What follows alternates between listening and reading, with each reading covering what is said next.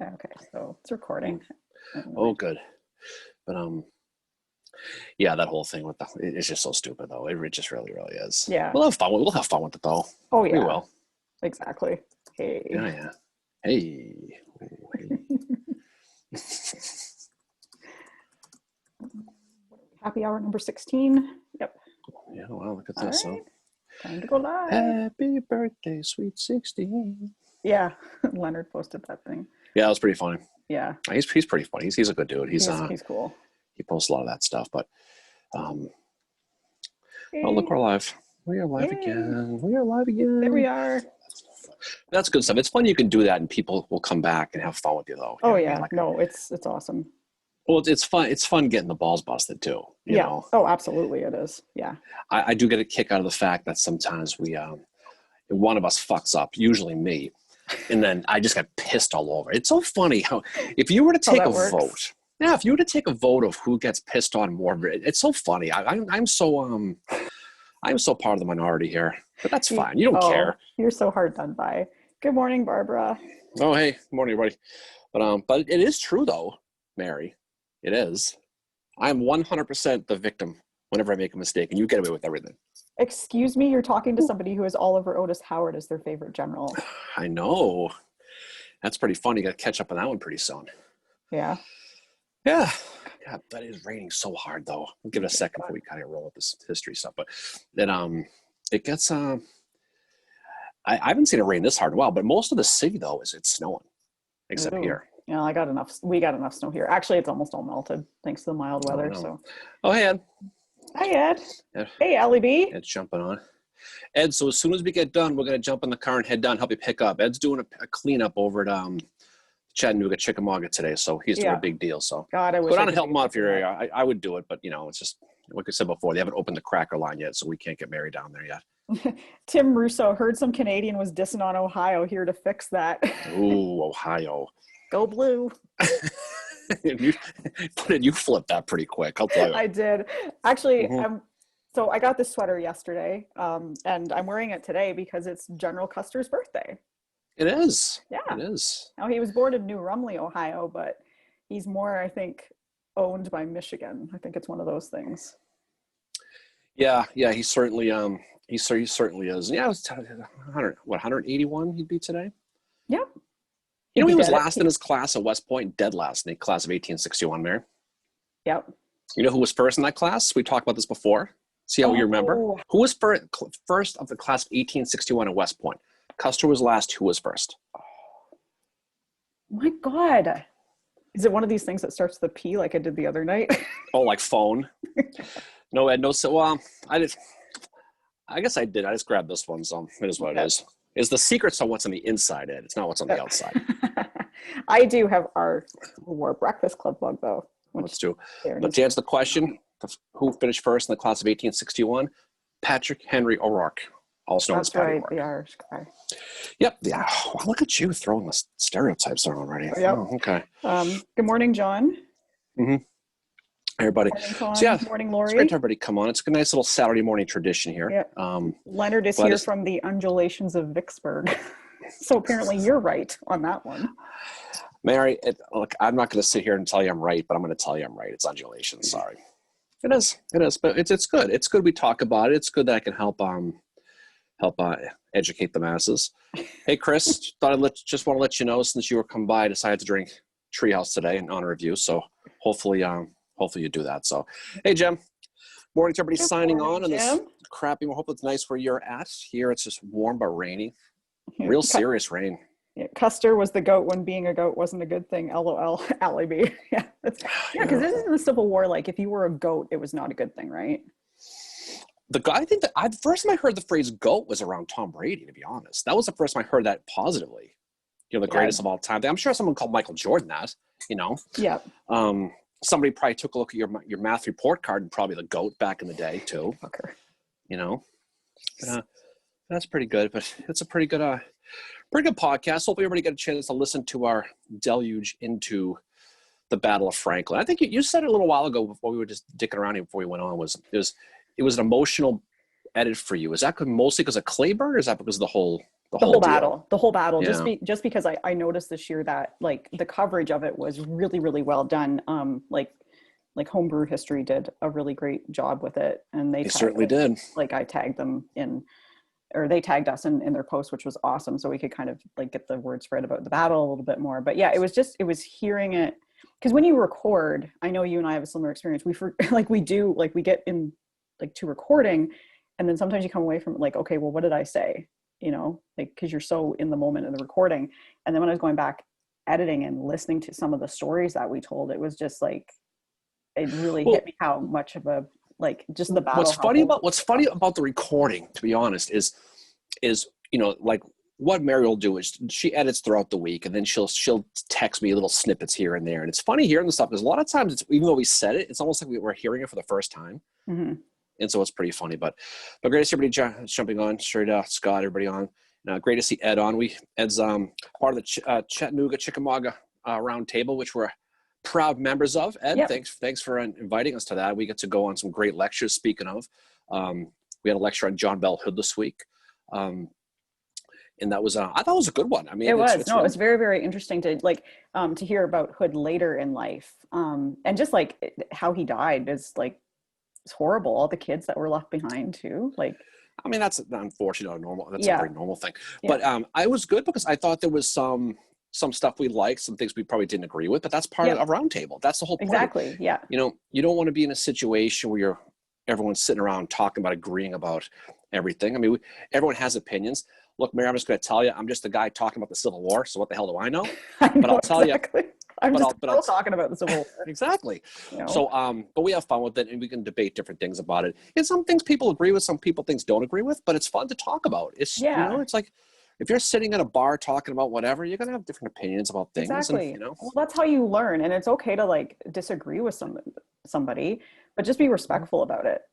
You know, like we didn't fight in this war, obviously, and like as you say, no one's a Union, no one's a Confederate soldier anymore. It's, and a lot of it comes down to like just opinion, and then looking at what your sources are and constantly questioning stuff too, like So how many times have we said don't just read, question what you read, yeah, right? Because exactly, we yeah, we talk about the intentions of the authors, and we talk about a lot of the things that people talk about as far as where they're coming from, their spin on mm-hmm. it. But read as much as you can. I mean, I Mm-hmm. mean, and Franklin is no different. Hood is no different.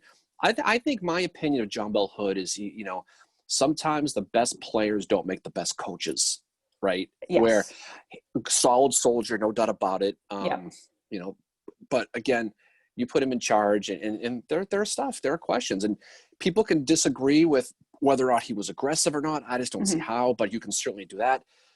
You can debate what his issues were, Franklin, if you had some stuff Yep, going on, who knows?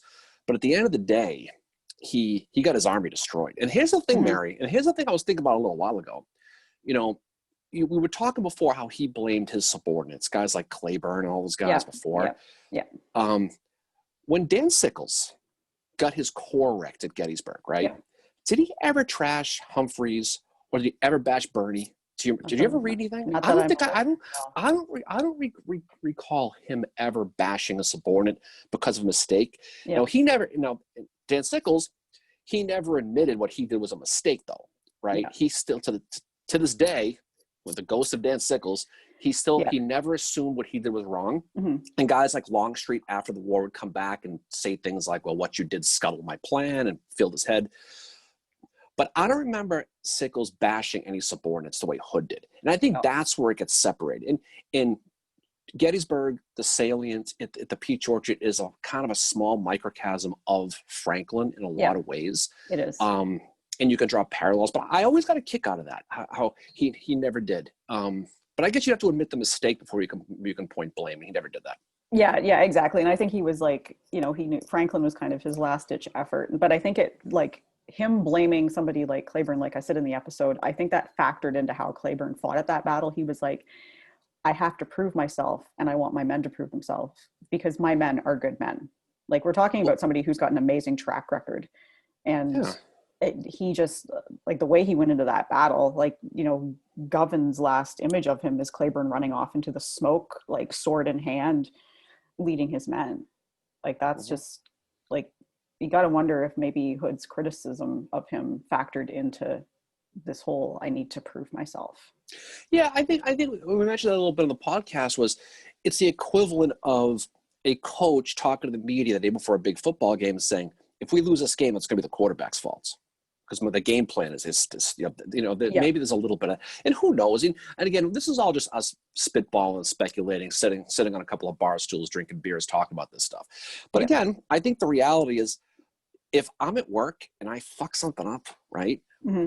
The next chance I get, I'm going to want to redeem myself, right? Yeah, exactly. Everybody does. Yep. Like when you're over there at the Dairy Queen in Kincardine and you pour that Blizzard not right and you hold it upside down and it spills. Don't you want to make sure that Blizzard sticks? I want to make sure it's perfection. Exactly. And that's why she's the queen of the Dairy Queen of Kincardine, Ontario. That'd be my worst nightmare, working at a fast food restaurant, I think. Hey, it's good work. Yeah, you went to fast food growing up? Well, I have profound respect. Actually, I never did either. Actually, I have profound respect for people that do. That's for sure. Look at you backpedaling now. I'm not backpedaling. Oh, it's fine. It's fine. Allie K jumping on. Allie, congratulations on your Gophers victory last night. I saw they beat Michigan State, which is always a good thing. John, we did talk about Spring Hill. If you listen to the podcast, not a hell of a lot. We talked about it just leading up to the battle, the actual Franklin battle, but we did talk about it. We are probably going to do an episode probably next year more about the the campaign itself. I think looking at the different battles like Alatona, looking at what Forrest did with his raids and all that, and just look at because that was when he was trying to start to still fuck with Sherman, right?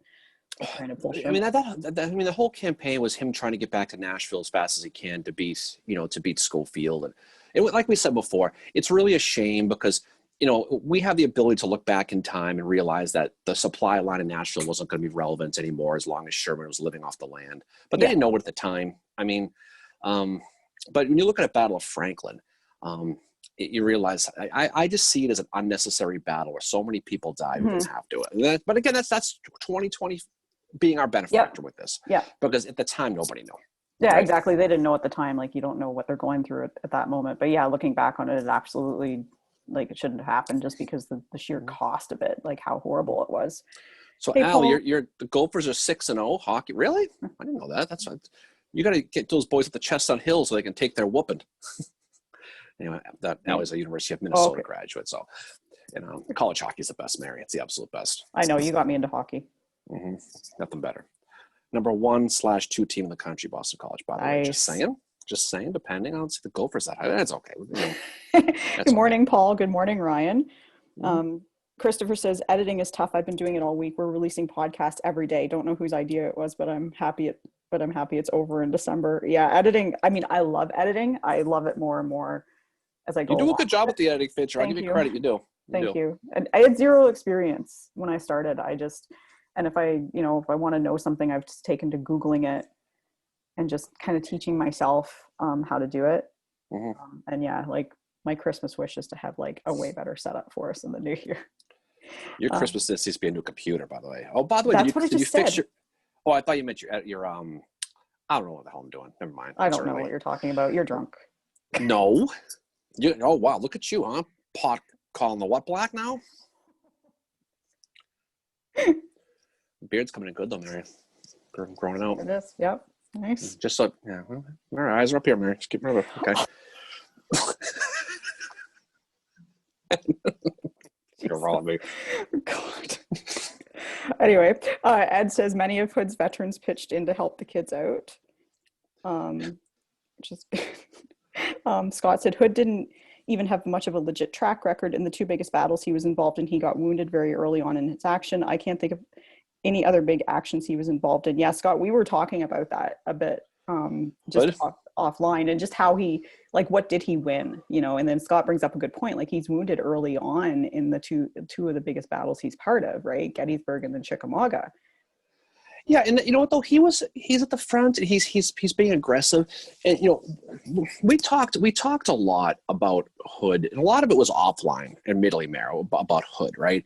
About what was affecting him, We didn't talk in the podcast about the whole Laundrum thing. No. But I think sometimes you kind of have to. Mm-hmm. I mean, he was taking painkillers after Chickamauga. Now, there are reports that he stopped it, but you wonder if there was any long-term effects from that. Yeah. And some people think it's true. Some people think it's not true. We just chose not to discuss it because. Yeah. But who knows? I think the reality was he was definitely aggressive. Yep. I think he had an agenda. I think he felt like he had to prove himself to Jefferson Davis. Yeah. Him offering to resign after Atlanta is somewhat telling, because I think he knew. I think he realistically knew that Davis could not possibly accept it, although he did have Beauregard as an option. Yeah, exactly. But again, why did Jefferson Davis not like Beauregard? Right? Yeah. Because he wasn't aggressive. He retreated at Shiloh. He retreated again at Corinth. He wanted an aggressive guy. Yeah. So it goes against in the face of the people who think that John Bell Hood wasn't aggressive or wasn't too aggressive, which I just don't get. I don't get that mindset. I just don't, because he was put in place because he was aggressive, and he was aggressive at Atlanta. He was aggressive all through the Nashville campaign, and he was, and it just didn't work out for him, because I think sometimes you can get a little too aggressive, especially Atlanta, when he should have been playing more defense to run the clock out for that election. Yeah. Right? Well, that's one thing we talked about that yesterday, the difference between him and Joe Johnston, right? Like Joe Johnston knew to just run the clock down. And that's what Sherman didn't like, was that he knew if Johnston gets holed up in Atlanta, and if Johnston is there, like all was hinged, like the 1864 election was what mattered. And I think there was a lot of pressure. So when Sherman found out that Hood was in charge, like he went to Schofield, because I think Schofield and Hood went to West Point together. Right. And he asked Schofield, what is this guy like? And Schofield basically was like, well, he's not like, overly like intelligent or whatever. I can't remember what Schofield's exact words were, but he said but he will fight. And Sherman said, that's exactly what I want. Well, he was, because Sherman, he was not super aggressive either, Mayor. He was the Floyd Mayweather of generals. He was bob and weave, hit, flank, go around your flank, keep flanking. He wasn't a guy who wanted the frontal assault either. He got his ass handed to him at Chickasaw. He got beat at Kennesaw, which Cheatham Hill, all that stuff. So he liked the idea of a guy coming to him, because he didn't want to be the aggressor one. Yeah, because he had been the aggressor at Missionary Ridge. And he lost that part. The Union ultimately won that battle, but he lost that battle. And I think too, for him, like it became like a little bit, Sherman would make it personal, so he knew Claiborne had beat him, and he probably wanted, like at Kennesaw, to get Claiborne, John says, after Lincoln's election, wasn't all Hail Mary. Yeah. You know what? And we talked a lot about this morning, actually. About what a waste it was, because John, I'll tell you, after Atlanta, it was all a Hail Mary. The war ended at Atlanta, as far as I'm concerned. Yeah, it did. You can make a case, actually, it goes back to Vicksburg, really. Because once they opened up the Mississippi and split the Confederacy in two and took away the river, they were done. They took their mortal wounds, and Gettysburg gets a lot of credit for the Confederacy's mortal wounds and all that. Yeah. But it's really Vicksburg militarily that was, and every battle that came after Atlanta was, in my opinion, was unnecessary. It was an unnecessary death. And you know what? And I've been reading that Southern Storm book, Mary, that you enabled me on, by the way. And I thank you for that, because it's a very good book. It is, isn't it? And he talks about, Trudeau does talk about in that book, how the fact that there were too many proud Confederate generals and politicians who knew the war was over, but just couldn't admit to defeat and just kept it going. Yeah. When they should have, just said, we're done. This is over. Yeah. But they couldn't stand to admit to the mistake, and then it went on, and that's the shame of it. And I thought about that a lot when we were talking about this Franklin battle. Yeah. Because, you think about how close, like we talked, that Arthur MacArthur story. Yeah. Doug MacArthur's father, how he gets shot in the chest and he lives. If he dies, how does that change military history potentially, right? Yeah. When we have no Douglas MacArthur in World War I, II, or Korea. So, I don't know. Exactly. I just think it's a real shame. But again, we have this hindsight to look back on. Oh, exactly. We do. But they should have quit. They should have quit. Oh, as soon as Vicksburg fell, they should have started to sue for peace. And as soon as Atlanta fell, they should have really did. And then when the election happened, they should have said, "We are done. This is it. This is everything." But they couldn't admit to it. Good morning, John.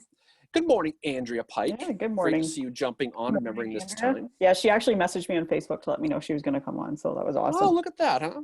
Yeah. Praise from Caesar. Andrea's awesome. Hey, Jonathan. But that's the real shame of it is how many, we've said this before, how many future inventors or champions of industry or anything died in the Civil War after Vicksburg when it really was unnecessary. Yeah, and that's my own personal opinion. But no, I agree with you. But I think I wonder if it was more the politicians that were in denial about it, because if you look at yeah, that's what you said. Wait, yeah, you said, did you say commanders too? I was looking at comments. Somebody's not listening. I'll remember that. Yeah, eyes up here. It's an inside joke. But I just think, but I think it's it's from Jeff Davis, Stevens, all the way down. But I think it's also Lee and Longstreet. Yeah, absolutely. All the way down. Because I think everyone can look back. We've talked before about the couple of pivotal points that we've talked about, Mary, was Antietam, right? Yeah. The North loses Antietam, how things could have changed. That might have been ball game right there, possibly. Exactly. Right? Yeah. And if that happens, does the North realize it's over? And do they kind of start to backpedal now, right? Yeah, well, that's why they needed the victory at Antietam, was because to raise Northern morale, right? And just so Lincoln could get his emancipation out. And when he put that emancipation out, that was the game changer in the war right there. Like before that, they thought it was going to be a short war. Lady symbol, handkerchief, whatever. Don't you think that said, anyway, but don't you think like Jeff Davis is probably sitting in his little White House, probably at the spa, talking to his buddies, and don't think they said like, this shit is over, what are we doing? But they just, the pride, they couldn't do it. They just, and that's sad. I mean, that's just, when you know it's over and you consistently start to call for your generals like Hood to be more aggressive. Exactly. At that point, you're just adding up the body totals. You're desperate at that point. And I think there was generals like Hardee that knew after Franklin, when he saw the body count from Franklin and he saw how many commanders, and he's good friends with Claiborne as well. Like, no doubt that probably hurt him. What are you doing? I keep hitting this stupid thing. Are you functioning okay today? I'm functioning fine, Mary. Anyway. Got my ass face again, but okay. Hey. Anyway, so you have somebody like Hardee who he's in Savannah when Sherman arrives there, and he basically vacates it without really putting up a fight, because he knows, he's like, this is not worth it, and he's going to take this. He's going to take the city. And I think Hardee knows it's over. It's in its death throes, because Hardee was offered the job of being commander of the Army of Tennessee, and he noped the fuck away from that. And then he didn't get along with Hood at all. So then Hood said, can you make Hardee disappear like further south? And that's what Jeff Davis did. How about that story, by the way, where Hood basically gets Jeff Davis to fire Hardee, right? Yeah. And then Jeff Davis is getting on the train to go back, and who steps on the train but Hardee after he fired him? Could you, I can just imagine the look. It was Hardee, like, oh, hey, what are you doing here? Yeah. Oh, hey, so, that must have been awkward. I mean, Hardee must have been the coach, and Davis probably had the first class, probably, realistically. It was probably like when two cats meet that don't like each other, and they put their backs up and they keep staring at each other. They just probably stare at each other. But then they're like walking away. Yeah, they just stared at each other the whole time. Hardee glared. Hey, Tim Russo, he jumped on. He's a writer. He says Confederate generals were slaveholders, and ain't no way they were giving up all that profit. I absolutely agree with that. Yeah, especially Nathan Bedford Forrest, like Nathan Bedford Forrest. But a lot of but you have to. Davis obviously was, although I've read some. I mean, he not to defend Jefferson Davis, but he did his slaves. He treated very well. And I think he thought a lot of them, like his slaves, he allowed to get married. They gave him time off for their wedding. That still, it's creepy, but it doesn't make you a good heel. Like, it's like, I treat mine better than, whatever. I picture him like that Get Out movie we saw, Mary. Yeah. Right? That's how that whole Davis thing was. That's how I see that. Movie. That was a creep. But they were slaveholders. They didn't want to lose profit. But I think they just, like the movie Gettysburg, they didn't want to admit to the mistake. Yeah. That Berenger says in that scene with the great Arthur Fremantle, Mary. Yes. That one scene. Fremantle Friday. Free Mental Friday. But I think that's a big part of it. But I think the bigger picture is just pride on that because they should have quit. They should have, and there's too bad they didn't. Yeah, well, they ended up, like, Franklin was kind of like, how many did they lose that might have made a difference in Reconstruction, like what we talked about, right? And same on the Union side, like, MacArthur lives, but how many died that could have did great things with their lives after? Scott says the Confederacy could have learned a lot from Washington, who ran the clock out a lot and extremely well, even though his instinct was always to be more aggressive. Leonard said Vicksburg is the key. Well, that's what Abraham Lincoln said. And Tim Russo said, what are you giggling about? It's Andrea. Fuck Forrest, racist piece of garbage. You're going to stop beating around the bush and say what's on your mind. You just got to get right to the point. Hi, Amelia. No, Andrea is like me. She just tells it like it is. No, he was. I mean, think about it. Nate the Bedford Forrest is the top level of bad dudes. But oh yeah. But I think it's a good overall thing to talk about. And you got a lot of the lost causer mentality. We talk about the Tariff Act of 1828 and how that was really squeezing them out and was all business. But I don't know. I mean, it's a different era back then. Yeah. But I think pride cometh before the fall. Is that what it says, Mary? Mm-hmm. I know you read the Bible a lot, so is that what it says in the Bible? I don't know. It's been a while since I've picked up the good book. Last time I picked up a Bible, it's been a while too. So, but I think the overall undulating factor, Mary, okay, hey, was the pride got involved. The profit. Tim's right. The profit's a big part of it too. But at that point, if it's just profit, are they fighting just for dollars at that point when they knew that they had received their mortal wound and they were trying to grab every nickel out of the blood of these soldiers until they could fight? Yeah. Well, it's a way of life for them, right? That makes it a lot worse though when you think about it. Oh, right? Yeah, it does. Yeah. It's, Jonathan says, is the CSA the same as Nazi Germany in World War II? The war was over at least a year before it really ended yet. And Andrew says, inbred motherfucker. Not Forrest, not you, Weeks. Thank you, Andrew. Thanks for clarifying that. I would have to walk that one off, but thank you so much. Between me and her, you're gonna say that you're like abused or something like that. Me? You don't even know. You of course you know. Jim says the thing to know about Stones River is to picture the Union line folding in on itself like a pocket knife. Sheridan was the hinge. Secondly, it's the artillery that saves the day at Stones River. It's a shame that only 15% of the battlefield has been preserved because just touring the battlefield gives you absolutely no idea what happened. Also pay attention to the weather as well. Yeah, Stones River is one I think we're going to cover in the new year. Yeah, I mean, probably obviously the latest possible calendar year of a Civil War battle, I'd imagine. But we talk about the weather a lot at Franklin, and I think that's one thing that doesn't get its proper due is the weather, right? And we talked a lot about how these guys were marching; they were on 6 hours of sleep in the last 48 hours, and all this other stuff.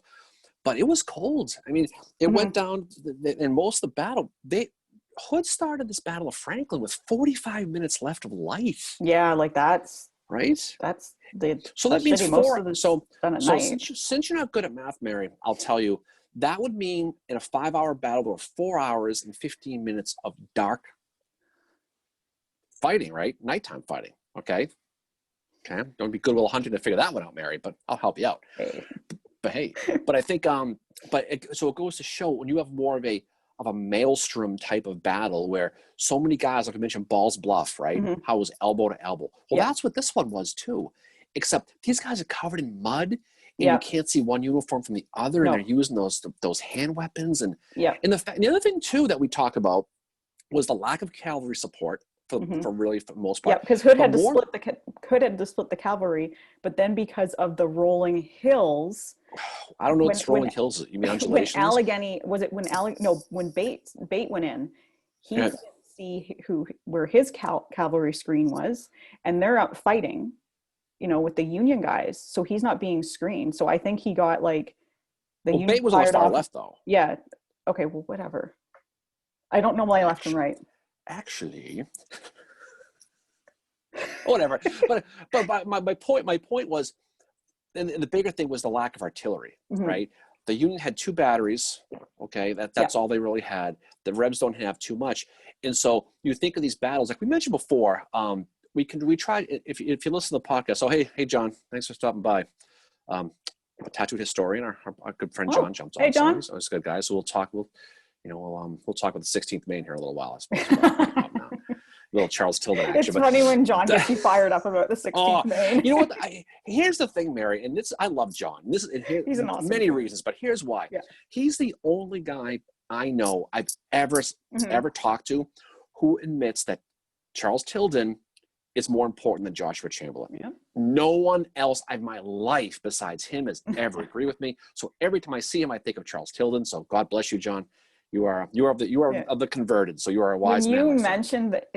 When you mentioned Tilden when we were on John's live stream, like John, it looked like he'd been given the best Christmas present ever. He was like, oh yeah, and I didn't know. It's funny how you bump into people and you talk about this stuff, but I've always felt that. But I guess where I was going with this was the artillery. So.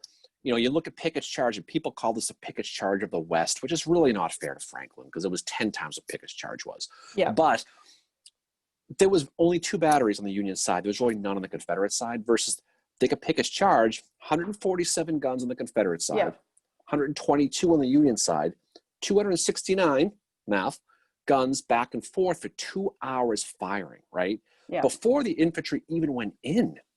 This time, the infantry just went in against a fortified position, right? Yeah. And so it was, and so it was one of those things.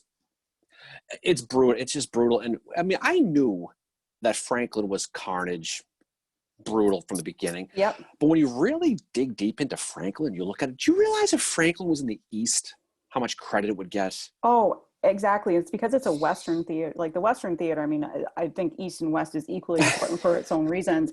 Tim Pickett's charge is the most overrated courage ever got. Pickett's charge is overrated. Andrew says, say Tilden 3 times and John appears. Yep, it's true. It's like Beetle Heckman. Yeah. Perfect. But it's Tracy, you know what though? I'll take that to my grave. I'll take the 16th and the 20th to my grave. You two have convinced me of it. So yeah, and I do want to read more about Tilden for sure. But anyway, yeah. So getting back to maybe I should write a book on Tilden. Should I do that? Should. I think I will. Maybe I should write a book on Howard. We've talked about that, Mary. Yeah. I'll have to help you with the big words, but I'll help you. Like undulations. There'll be like I'll put the word rolling hills in, and there'll be like an asterisk next to it, and it'll say undulations. You'll get like Carmichael or someone to sit there and say, Mary, it's undulations, and then you'll believe them, and I'll be like, no, then I'll be like, no, fucker, it's rolling. Oh yeah, yeah, exactly. We'll go to the Gettysburg Symposium, the Gettysburg College. You can tell them that. I would never tell. Carmichael's a cool guy. I know he's a cool guy. Yeah, that's why I don't know why you're being mean to him right now. I know. Okay, we got off on a bit of a tangent there. 19th Maine, Tim, that's another one. The 19th Maine is another one. They had a pretty big brigade at Gettysburg, and there's a lot of them. 17th Maine, 19th Maine, 16th Maine, 19th Maine. That's a good story there too. That's a good one right there in Emmitsburg Road. They really put a gap in the July 2nd attack on Gettysburg. And that's. I want to high five Pike here because she's like, no one ever mentions Pettigrew and Trimble. Yes, exactly. And I'm like, this is why I talked about Trimble on one of our episodes, because he never gets mentioned. And Pettigrew and Trimble have very interesting stories as well. And they're part of that charge, but they, okay. Okay. Yes, you're absolutely right. Now, Virginians get to write the history because that's where it was Pickett. But again, Trimble only had 2 brigades at Pickett's charge. He had Lane and he had Lawrence. So he had 2. I'm just saying, and they really didn't. I'm just saying. Okay, Pettigrew did have more, right? He had Fry and Davis, and he had Marshall, and he had he had a more. But I think the fact that the Virginians get to write the story as well. And you're right. It's the Pettigrew Pickett Trimble charge, but But someone mentioned on here, it's very overrated. I mean, Gettysburg was over after the second day, and that's another one. But exactly, yeah. But I think I see Gettysburg as kind of being like the gateway into studying the Civil War. Like, I mean, it's where people go, and then it gets in your blood, as you say all the time, and which is absolutely true. And then from there, you kind of like that's what started me off was going to Gettysburg, and then from there it just like I became admittedly I'm a little bit more Western theater and. But back to your point about Franklin, if it had been fought in the East, of course it would be well known, but because it's the Western theater, it just doesn't seem to get the love that it needs in the awareness. And there's like, I always say, like, you look at the Eastern Theater and the characters that are there, there's equally interesting characters in the Western Theater. You know, for every Longstreet and Lee and Hancock and Meade, there's somebody like that in the Western Theater whose story. You know what's funny? Now you got me thinking. Now you got my mind going now, Mary. So is that what I hear? Oh God. So anyway, but you talk about it, but there are guys now. I'm thinking specifically to Gettysburg, these comments, but they're going to these Maine regiments, right? Yeah. How they don't get the credit they do. Forget the West. I mean, the 19th Maine, as Tim mentions, they stop the gap of Lane's Floridians across the Emmitsburg Road. If they don't come and they stop that gap and they get through, what happens? Ambrose Wright, his Georgians get to the angle. Now they've got support on their right.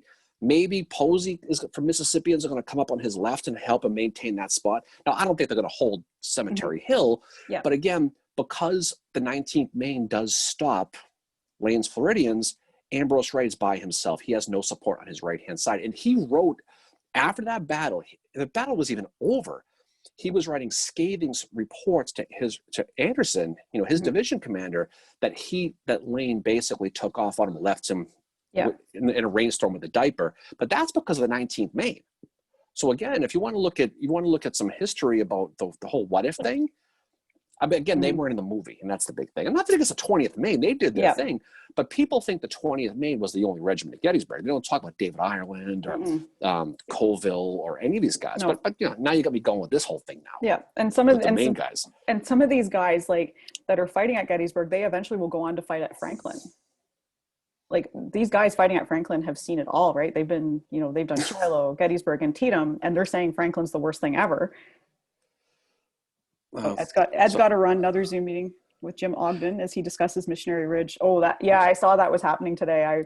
Ed, thanks for jumping on. But Ed's a great dude. He's part of, like we said before, he's part of the Chickamauga Chattanooga Roundtable we're a part of. He's a great guy. So we will definitely check out his stuff. You can go online and if you want to join a really good roundtable, join that one. Yeah, I mean, exactly. Mayor and I go on almost every other week and do it. He's a good dude. So we'll do that. So, and you know what? You got to read Matt. Matt's a friend of mine, Tim. So I have read Ambrose Wright stuff. I have read that stuff that Matt wrote.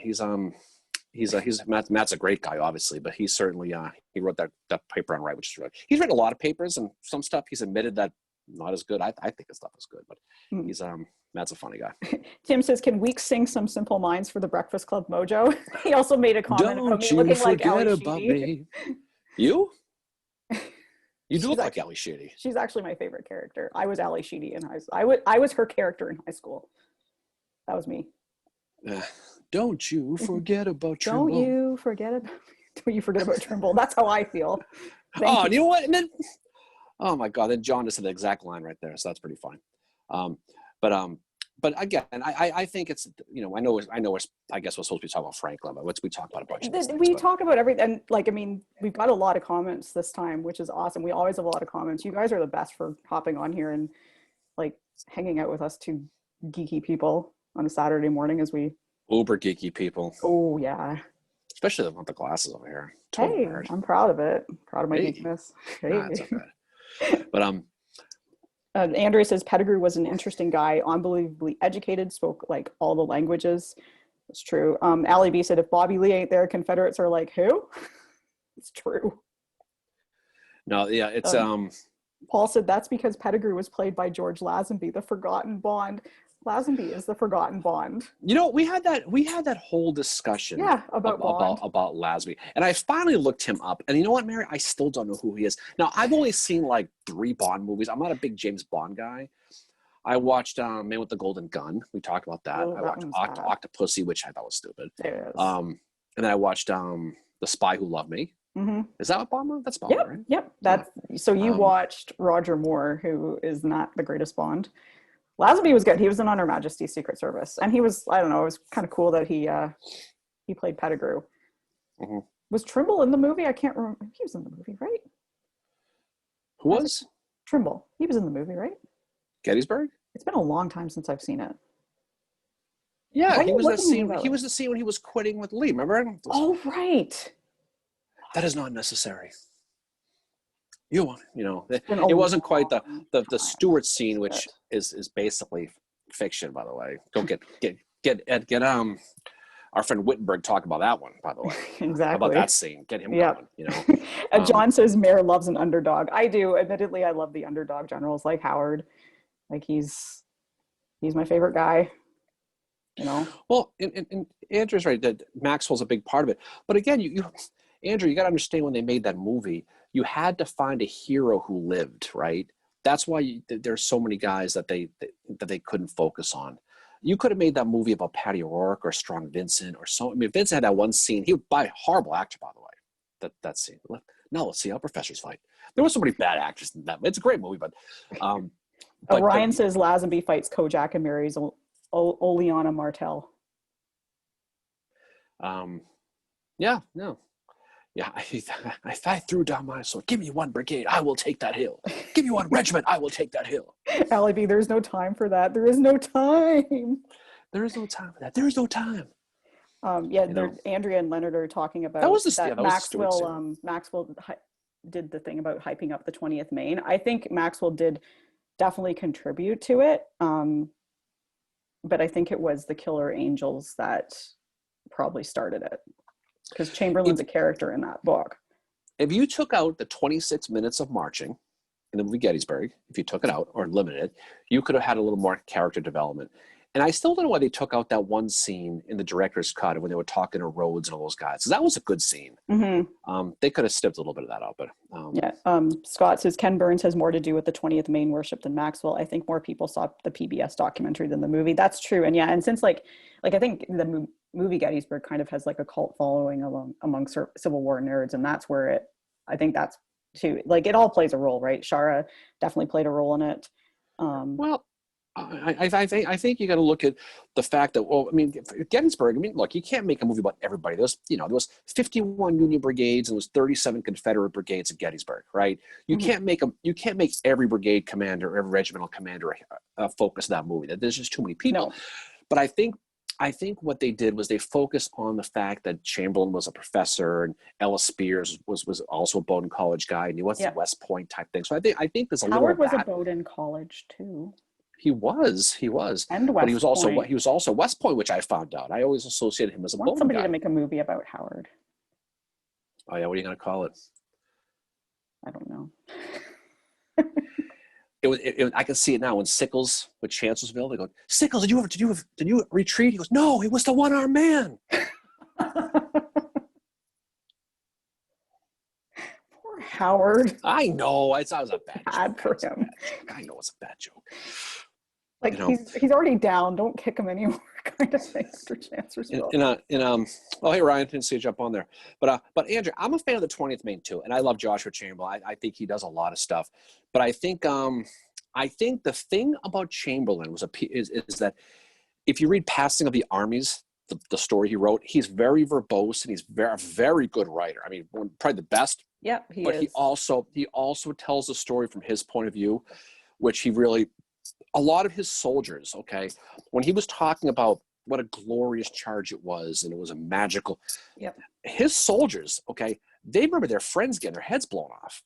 And they remember guys getting amputated. They don't remember a glorious magical moment. They remember people dying.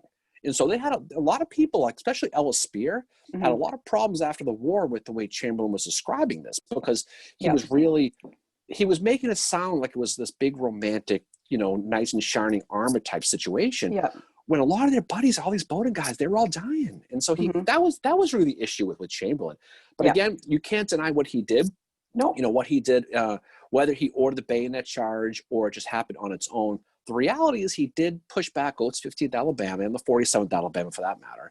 Yeah. But he did protect that flank. And of course, the grand scheme is if the Rebs did get Round Top, what were they going to do with it? Because the 6th Corps was right there. They would have come and pushed him right back off. But it's a great story. But you can't deny he fulfilled the job he was asked to do valiantly. But he wasn't the only one. David exactly. Iron, there's 137 New York did the same thing, 3-1 odds, actually 4-1 odds. Against George Maryland Stewart on the other side on Culp's Hill. So there was a lot of guys they could have focused on. But again, you're going to focus on Chamberlain probably because, Yeah. Jeff Daniels looked like Chamberlain. Probably that's why they did it. No, I do agree with you. Like, there's like what he did there was like, it was amazing, but I'd like to see some of the, like, the ones that don't get talked about get some credit too. Allie brought up a point that, Meade's the freaking commander and he's only in the movie for 5 seconds. Yeah. That was my one disappointment in the movie, because Meade's my favorite Eastern Theater In his commander. only scene, he's complaining about the dark. I know. I can't even see my hand in front of my face out there. Was Howard even in the movie? I'm guessing he was in the room. Howard, I don't think Howard was in the movie. Fuck. I would have played Howard, man. I was a little too young at the time, but I could have played Howard. I could have put on a Maine accent. Give me some of that beer, I could have done Howard. But apparently he had a very high-pitched voice and he was a short man. What are you trying to say? Nothing. Nothing. No, I always thought Howard looks tall in his pictures, but then how does he look tall in their pictures? I don't know. He just does. You see from the waist up, he looks tall. No, I've seen like full-on body shots. That sounds wrong. You must be on the Civil War After Dark page. I can't subscribe to that one on my work computer. I highly recommend it.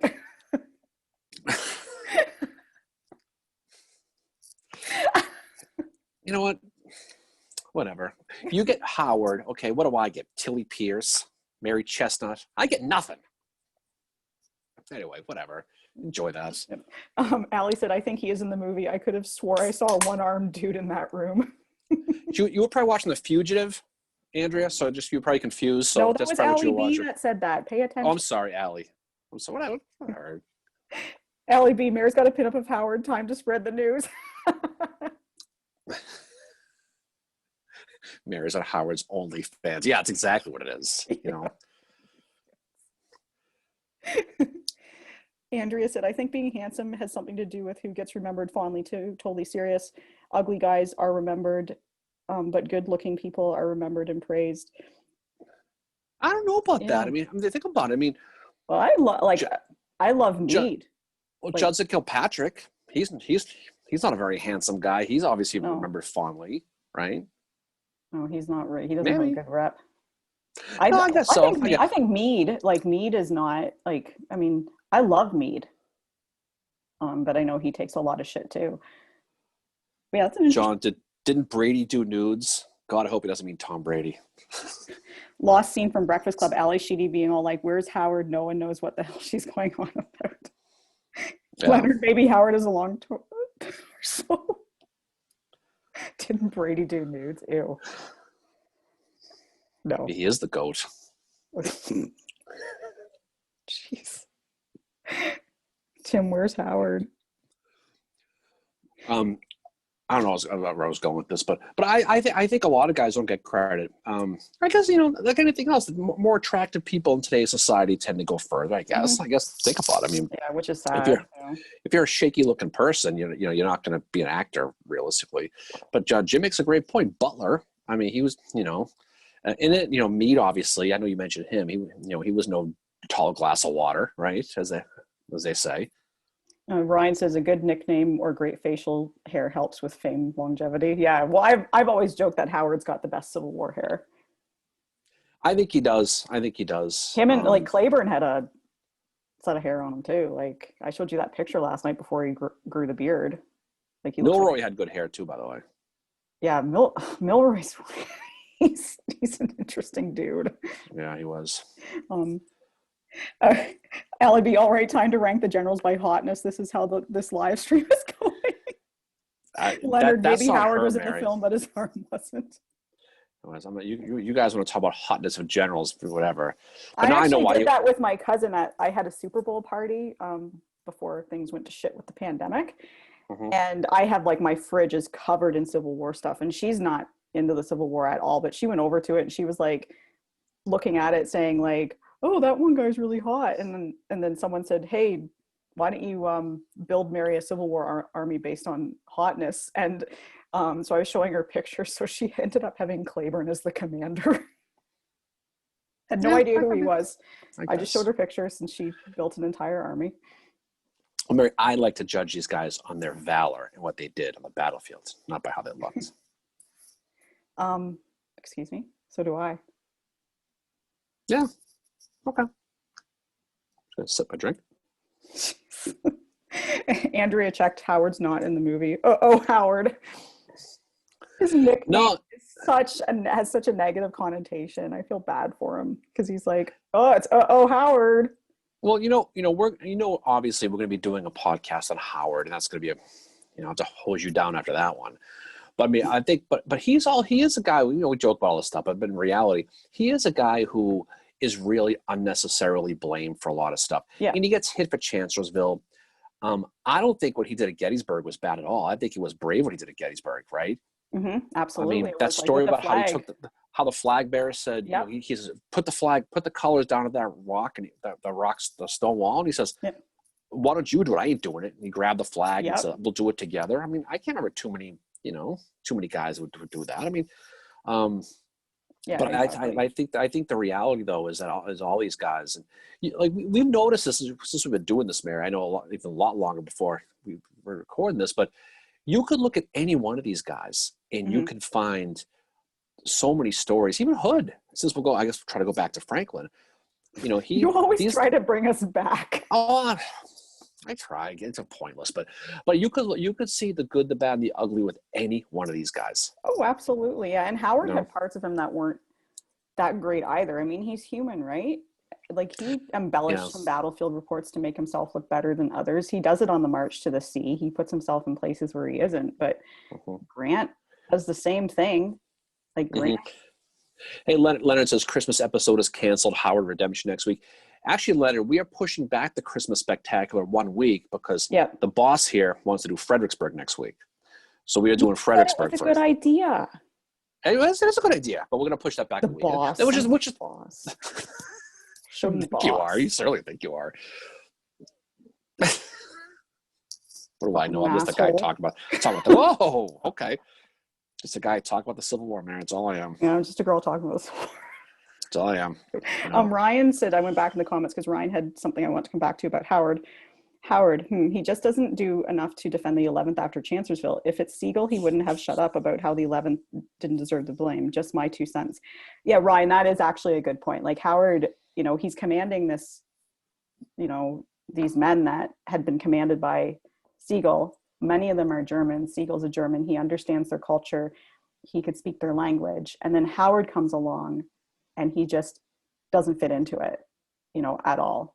And I think it took him a while to find, exactly. He was definitely miscast in that role. And the reason he got it was because Sickles ended up taking a command over Howard, and Howard was like, that dude's a political general. What the fuck? Like, I outrank him, but you give him this. So he kind of, I think, really started advocating for himself, and that's why he ended up with the 11th Corps.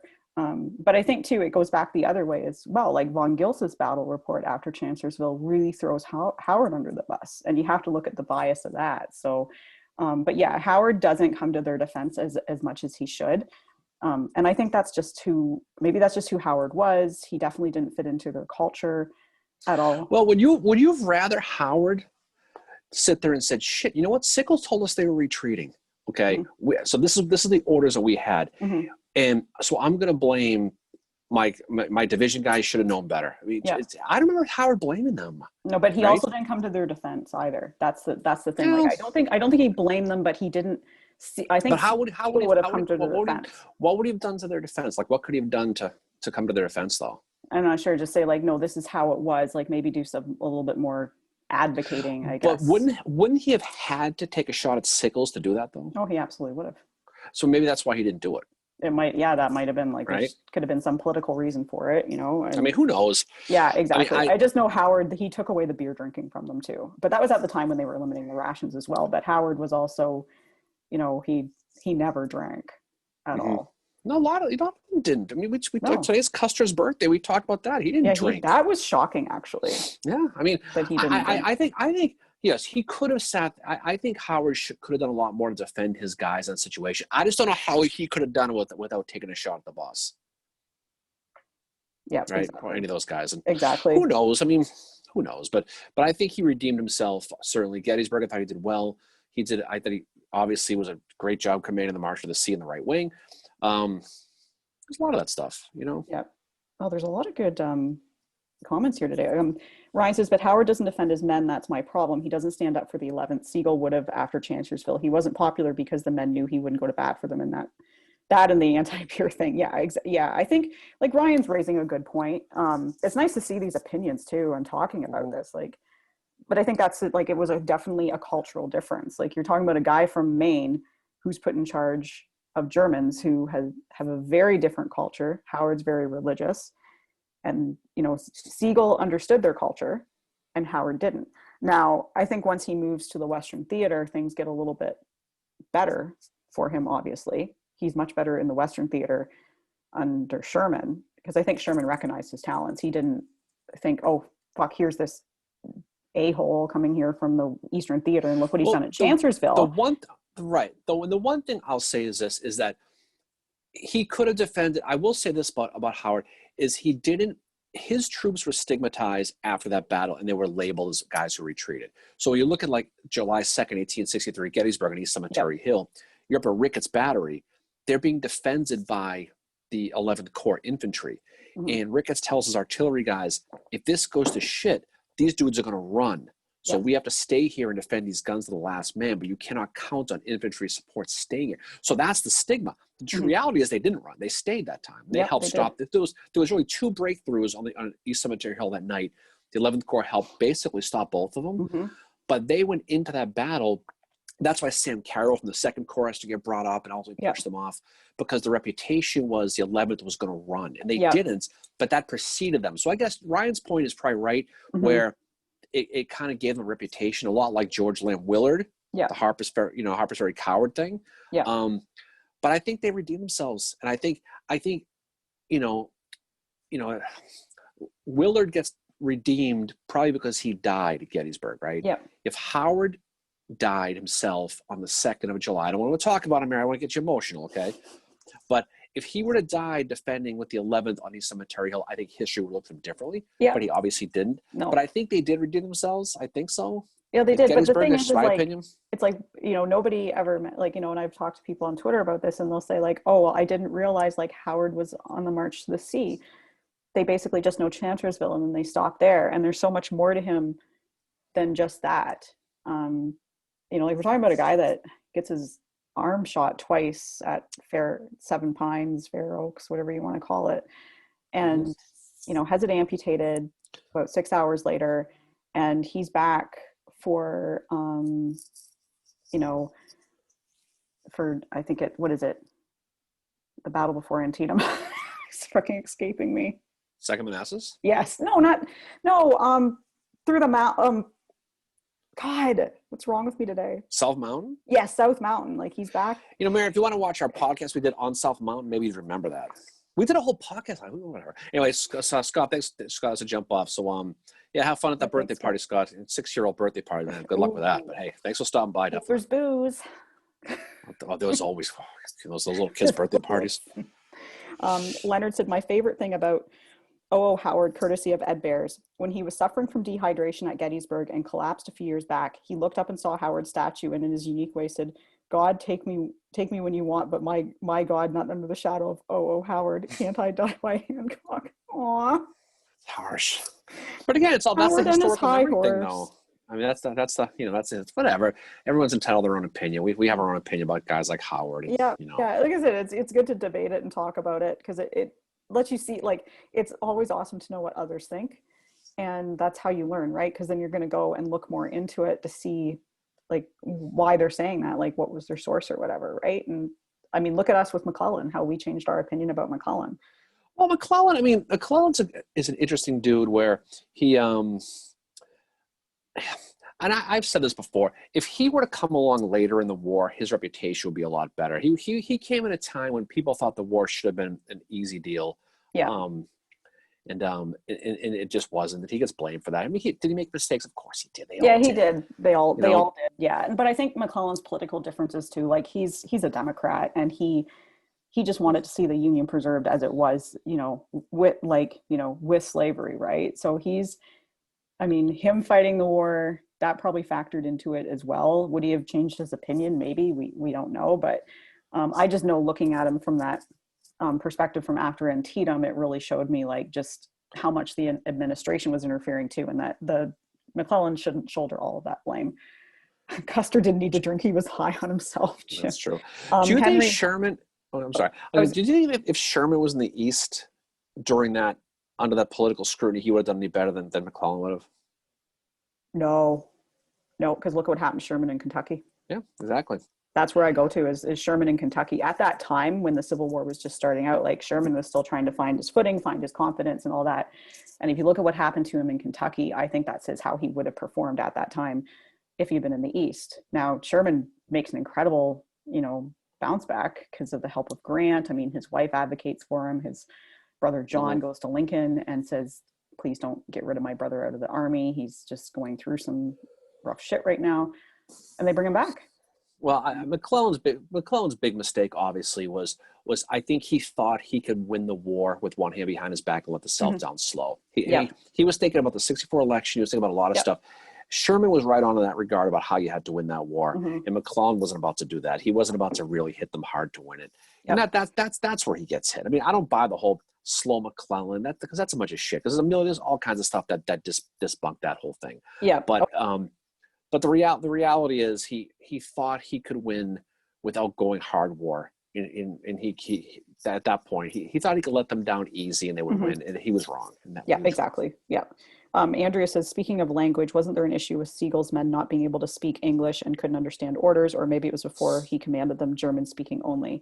Yeah, there was some issues with that. Like in Howard, obviously, I don't think Howard spoke German. So there was a bit of, I think, a language barrier there, but there was the cultural barrier too with them. But yeah, when Sigel was in command, I think they were definitely more comfortable. And when he left and Howard came on, there was a definite, like, he's just misplaced in commanding those troops, I think. And that affected. Well, I mean, going from Sigel to a Maynard, I mean, look at the Irish Brigade. They went from Mar, also known as Meagher, okay? Yeah. To guys like Kelly, so that you stayed with that Irish thing. 1 in every 4 Union soldiers was from another country, Mary, in the Civil War. 1 in every 4, 25%. People back then were no different towards immigrants as they are now. This country just doesn't like them. It's just the way it is, and unfortunately. But I think it was probably a bad hire, and I think moving Howard to the West, that change of teams thing really, really helped him out. There's no question, because he was much more comfortable dealing with those guys out West, and he was much more, maybe the experiences taught him. Chancellorsville was obviously a big fucking mistake. It just was. But it was all around, but it wasn't all his fault. That's what I was going to say. But it's not. You make it sound like the thing was over. I mean, at the end of the day, you know what? The Confederates won the battle. But Hooker got his army. He left intact. He got away, and so it wasn't really a complete disaster. Yeah. I mean, we both like Howard, obviously. No secret of that. Howard. But I think he gets a bad rap, and some guys get the blow treatment like Jackson. Some guys get the shoot treatment like Howard, and that's just the reality. Yeah, exactly. And that's the thing. Like Jackson dying is 100% why he is remembered the way he is. And that's the case with the Civil War. Like nobody ever talks about Jackson getting stuck in a tree or Kernstown or anything like that. But then you have somebody like Howard who, like, just he makes one mistake and that's all. Or sorry, I shouldn't say one mistake. He makes a few mistakes, but then he goes out West and he redeems himself because he finally has people that look at him and see his talent. Like I said, like Sherman's not looking at Howard as the failure from Chancellorsville or saying, oh, here comes Howard. He's writing Howard before he comes out West and saying what an outstanding guy he thinks he is. And he recognizes his talent. And the thing with Howard is he's incredibly calm. His Christian faith is like, he stands by that his entire life, even though he gets criticized for it. Sherman chose him to be the right wing commander because he knew he would just follow orders.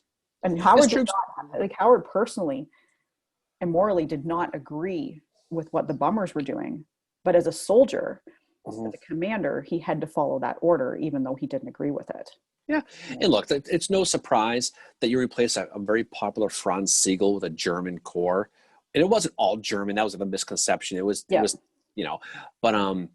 but it just didn't work with those guys. It just, change of teams is good. It is what it is, but like I said, we'll do a whole thing. Sherman was a bulldog. Grant held the leash. Andrew, you're right. You're right about that. Well, what's funny, Sherman did, he did write in his memoirs how he felt bad about a lot of that stuff, but he just felt like it had to be done. He's very much like he's the Western Hancock is who he is. He is very similar guy, very similar mindset, very similar, and like we've said this before in this podcast, I love the fact that, Gibbon under Hooker ordered the 1st Minnesota to their deaths. 84% casualties, got their ass kicked trying to stop Cadmus Wilcox on the 2nd day of July. The fact that Hancock showed up at the reunion years later to the 1st Minnesota is balls. Yeah. But you know what though? What even makes it more ballsy was when he spoke and said, "Yeah, I got you guys killed, but I had to, and I would do it again if I had to." I mean, that's leadership. But you know what? There are certain guys who knew what they had to do. Sherman was one. Hancock was one. Grant was one. And that's where McClellan falls short, admittedly. He tried to have his cake and eat it too. And that's what got him at the end. Yeah. And there was somebody that made a comment on here, like McClellan was a copperhead as well, which reminds me, we have to watch that movie sometime too. That's a pretty good movie. I mean, it's not great. I mean, it's it's not the best in the world, but it's got Billy Campbell in it. You like Billy Campbell? I do. You think it was a good Lincoln, huh? I did. I thought he was a great He's okay. Lincoln. I mean, I think of Daniel Day-Lewis with Lincoln. I'm sorry. Well, so do I. That's the greatest Lincoln. But Billy Campbell did a pretty good job of it. And he did a pretty good job in the Killing Lincoln special, right? Oh, yeah. He was really good. Which, just for our listeners, if you ever come across the Killing Lincoln documentary, it is not the same one that Bill O'Reilly wrote. Yes, Bill O'Reilly is in the credits, but he had nothing to do with it. Bill O'Reilly. Andrew, yes. Wasn't Hancock shot in the balls? Not really. What happened with Hancock was he was riding on his horse, and he was shot, and the bullet hit his saddle. Okay, hit his saddle, and it pushed a nail from the saddle into his groin, as the Southerners say. So, and what's funny about him is he had a piece of a nail in his upper junk region, is what happened. Okay, and so they couldn't find it. And so it's an interesting story about him. So he's sick, and he refuses to be taken off the battlefield, all that shit. And so, you know how they couldn't find it. It was in him. They couldn't find it. So the only way they could find the nail stuck in his nether region just south of Manchester, Mary, was they made him sit on a chair on top of a table to simulate the same angle that he was in when he was hit. And then they took the probe, which is a real great visual, and they stuck it in the wound, and they found the nail, and they pulled it out. But when they pulled the nail out, they showed it to Hancock. And they showed it to him, and he said, well, they must be out of bullets because they're firing nails. Right? But that wound affected him the rest of his career. Oh, God. Right? I get so squeamish with stuff like that. Like, I nearly passed out in the fucking Seminary Ridge Museum where they have the medical display. I had to leave the medical display because I was like, here's your visual for you lunchtime people. Picture a pantsless Hancock sitting on a chair, total Porky Pig in it, no bottoms, sitting on a chair with a doctor having to take this probe in his groin and find this thing. Now he obviously survives the wound. Okay, so there's your lunch visual. But he fights until Petersburg. He fights at Ream Station, and finally that's his last battle. And he goes for president. He loses. But that was his injury. It wasn't hit by a bullet. He was hit by a nail from the saddle that got pushed into him. So when you think you're having a bad day, Mary, okay, just keep in mind. But that was his injury. That was. Well, at least you don't have a nail going through your balls. Well, that's a phrase I didn't think of. Yes, I would agree with that. How's your day going? Well, I got a nail in the balls. This one pretty good. Say that next time somebody says they're sick. At least you don't have a nail going through your balls. Yeah, exactly. But anyway, so there's your vomit-inducing story for them. But it's a total story, true story. Next time somebody asks me how I am, I'm going to say, well, not as bad as Hancock was after he was wounded. The only other injury worse is Chamberlain's injury, right? So he gets shot.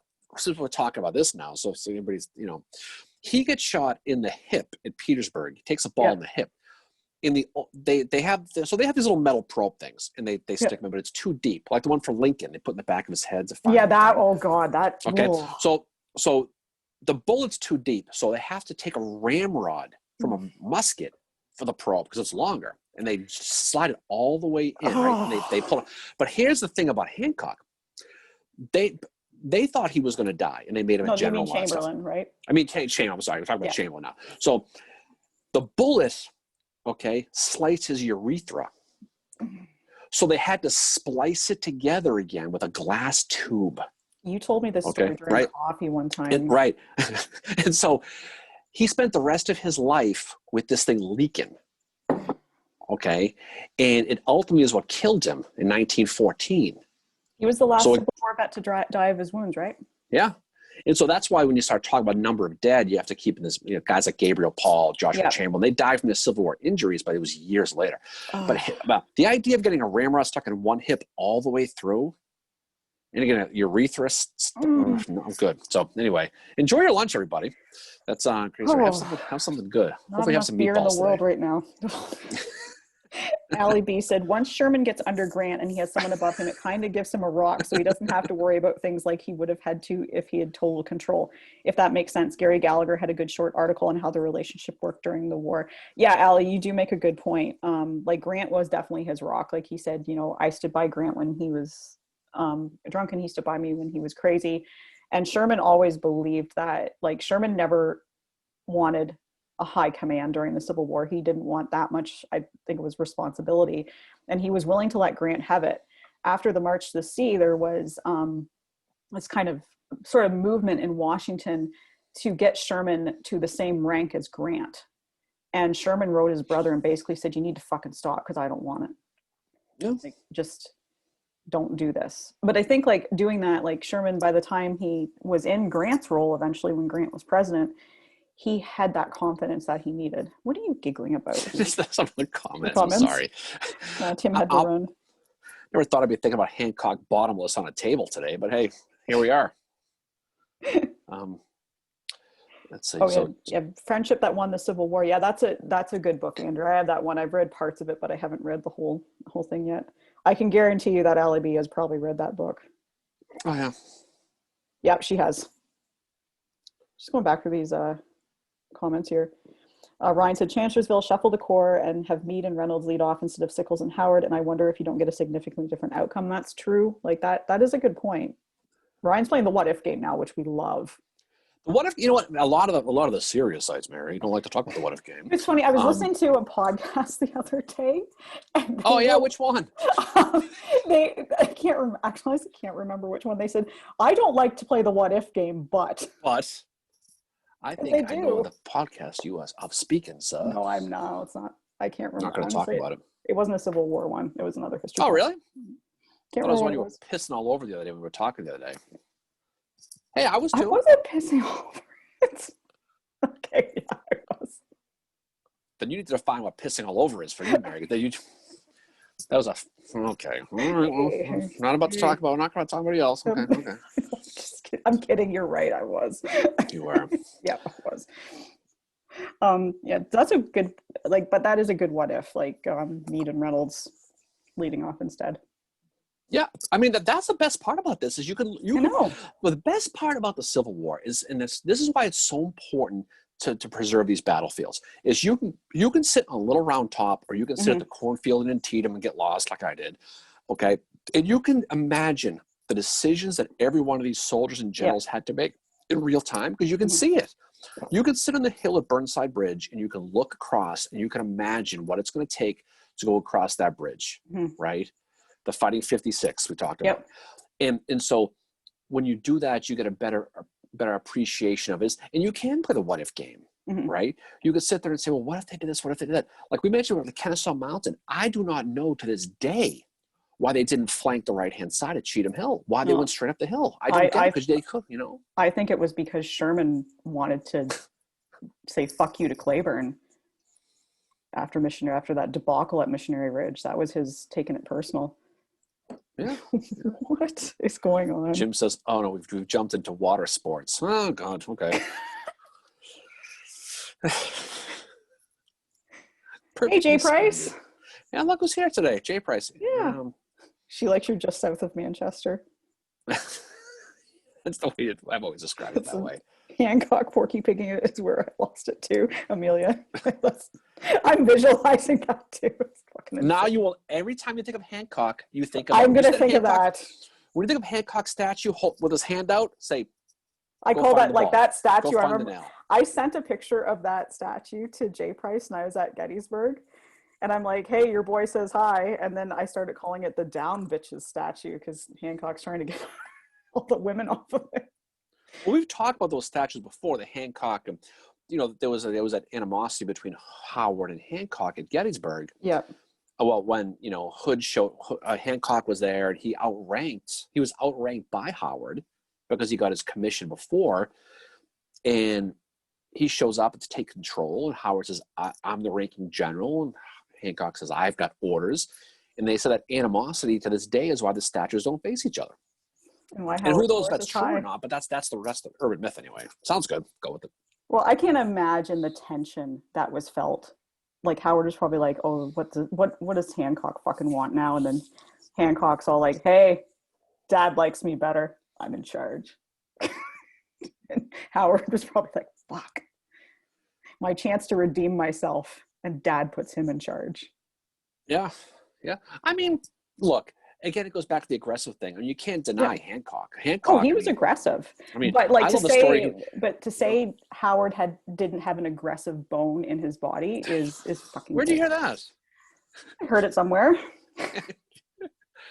Oh, okay. Well, but again, Hancock, you know, obviously he's got his history with the Sixth Corps coming over at the Sunken Road in Antietam. We both how much we love the Sunken Road, Mary.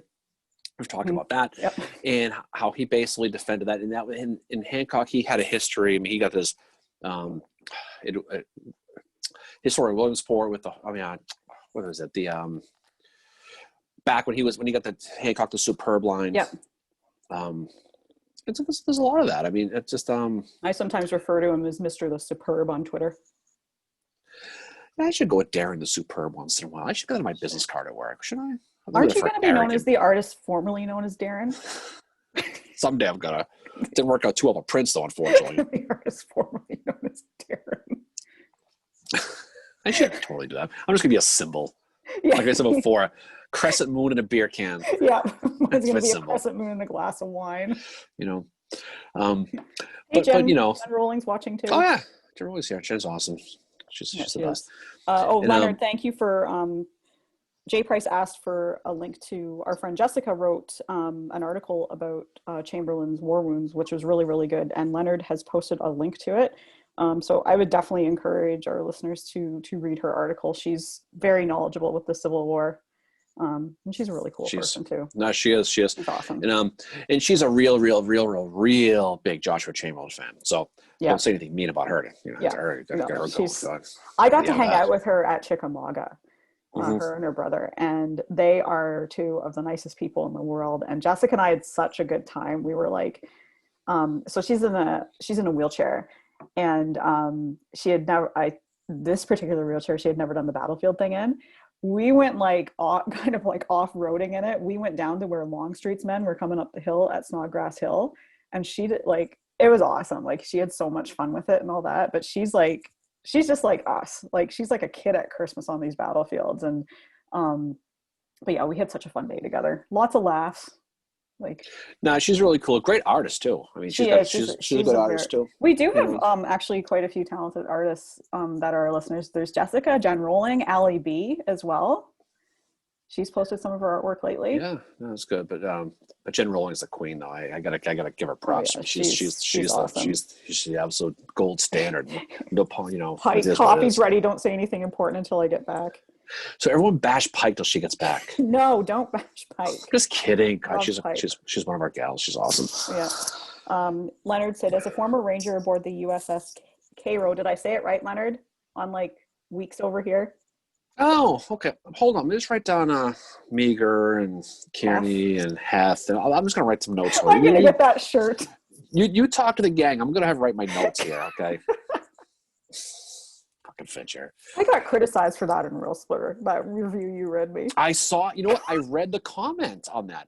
And I read some of your comments. You guys get hit a little bit on your comments. It's pretty good stuff, so. Oh, yeah. We don't, we just roll with it, right? somebody for the I'm part of the Rail Splitter podcast, which is an Abraham Lincoln podcast, obviously. And I got criticized in a review for the way I pronounced Heath's name, because in our Gettysburg episode I called him Heth, which I did on here too. I have since been corrected and I'm now pronouncing. Well, I said Cairo, and I thought I just and I was like, no, that's Carol. I mean, you know what though? If someone posted a picture saying if you pronounce words wrong, it means you're reading, and that's exactly why. I mean, it looks like Cairo, it looks like Heth, it looks like meager. I mean, meager you shouldn't. I mean, come on, you should. I'm pronouncing it phonetically. You know. Apparently, I'm wrong. No, you look, yeah, okay, yeah, you're wrong, okay, but no, you're fine. You're fine. Jen says, I'm going to hang out with you and Jess. Yeah, Jen, we'll definitely hang out again too. Jen's another one I got to hang out with at Sherman's party, and we had like an awesome time there. I saw your cigar pictures, Mary. That was fun. We were, we sat at a table with one of our friends, Chris, who we met him that day, and he's a Sherman reenactor. Mm-hmm. And he does an awesome job. And the funny thing about Chris is he's my height, but height doesn't matter when it comes to portraying these guys. It's how you make them come alive. And you would swear when he's in his uniform that you're looking at Sherman. Like he looks like him, he acts like him. We talked about having him on in character on one of these lives, right? Yeah. Jen's going to hook us up, I think, next summertime probably. Yeah. But that'd be fun having him on if he's in full Sherman character. We just interviewed him as Sherman. How cool would that be? Oh, that would be awesome. And just to talk to him too about the whole reenacting thing and all that. But yeah, like after the party ended, we took it outside of the parking lot and we're smoking cigars, which was awesome. But we were like, I remember like I came back to the table and there was a beer sitting there and I thought it was my turn to buy the round. And Chris was like, I got you another beer. So I would constantly had an IPA in my hand that night. It was awesome. Oh, this is a shocker. And then I sent you the picture of like, remember when I took the picture with Sherman? I sent you that picture. Mm-hmm. I think that guy thought I was nuts. Call me maybe. Yeah, because I'm there with my Sherman shirt on. Mm-hmm. You know, when I go up to this actor that's portraying, they put on a play, him and a General Grant portrayer, another Sherman reenactor was there too. And I'm like, can I get my picture with you? Totally fangirl on that one. Imagine me with Howard. Oh, yeah, you know what? I'm just forget that. Forget that. You have a good time with that one. I'm sit back and go in the corner on that one. You know, but Leonard said, however, Ed Bears is pronounced bars, not bears. It's bars. Like 48 S's. That's how he pronounced his name. It's too bad he died though. But it is amazing though that Ed Bars was the guy who discovered the Caro. Mm-hmm. That he discovered. That's so cool though. I mean, I remember reading that. That was like I don't know when that was, 50s, 60s, 70s. It was a long time ago, before our time. But it's still really, really cool to what that was. Oh, Pike said, I think I could see Michael Fassbender as Sherman. Yes, I actually, a few years ago, I did a tweet where I put Sherman and Fassbender side by side. It was around the time they announced that they were going to do the General Grant documentary, I think. And then I said, there needs to be a movie. And then I had the hashtag Fassbender for Sherman. And occasionally I still will tweet about that. Hey, so Ryan's he says that we're pronouncing everything wrong and correctly. I got to tell a story. Last weekend, Mary and I went to this beer party thing online. Remember this thing? Yeah. With this British dude. So we it was kind of like a Zoom meeting conducted by this beer guy in England. It was kind of like a night out drinking with English people. A bunch of my friends were on it. And so we and there was one part of it we were describing how things were pronounced and the verbiage. And it was really interesting. It was some guy he was in some I don't think he was in a bar in England, but he was in his house, but he was in England. And so it was kind of like it was pretty cool. He explained to us why beer is served at room temperature. And then we had a bunch of we had a bunch of things we were talking about what things meant and how English people talk. So it's funny you mentioned it. I actually thought about that when you mentioned that. So that was fun. That was a good time. It was a cool time. I was glad I was on it too. Like it was a great time, you know. An Irishman for Sherman controversy. Okay.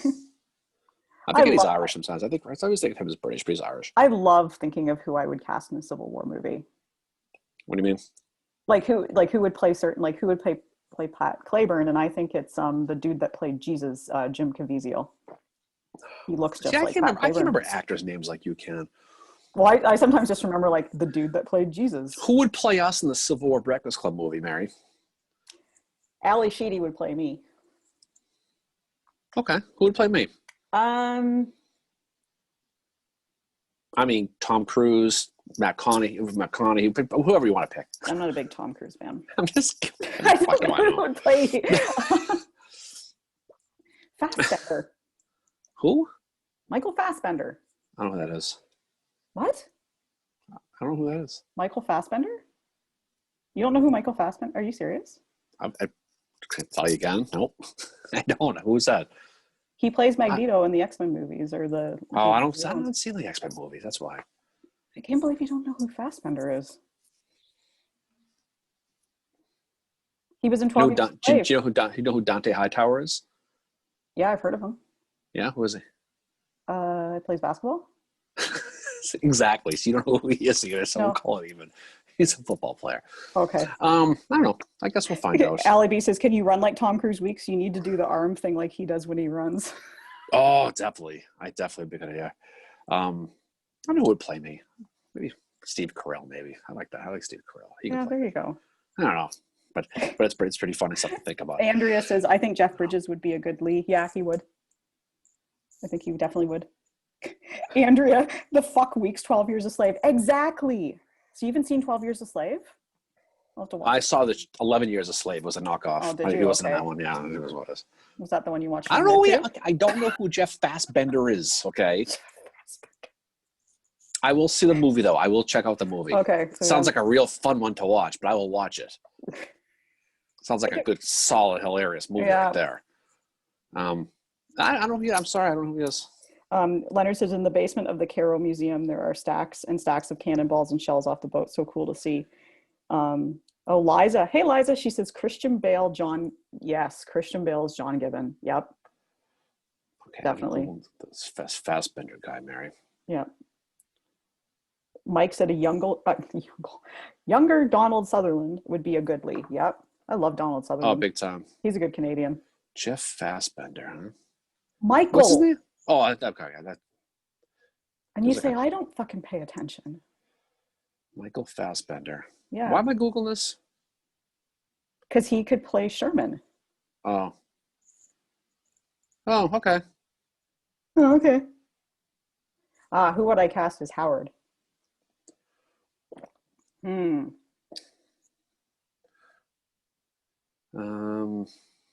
would you cast as Howard? Is Howard?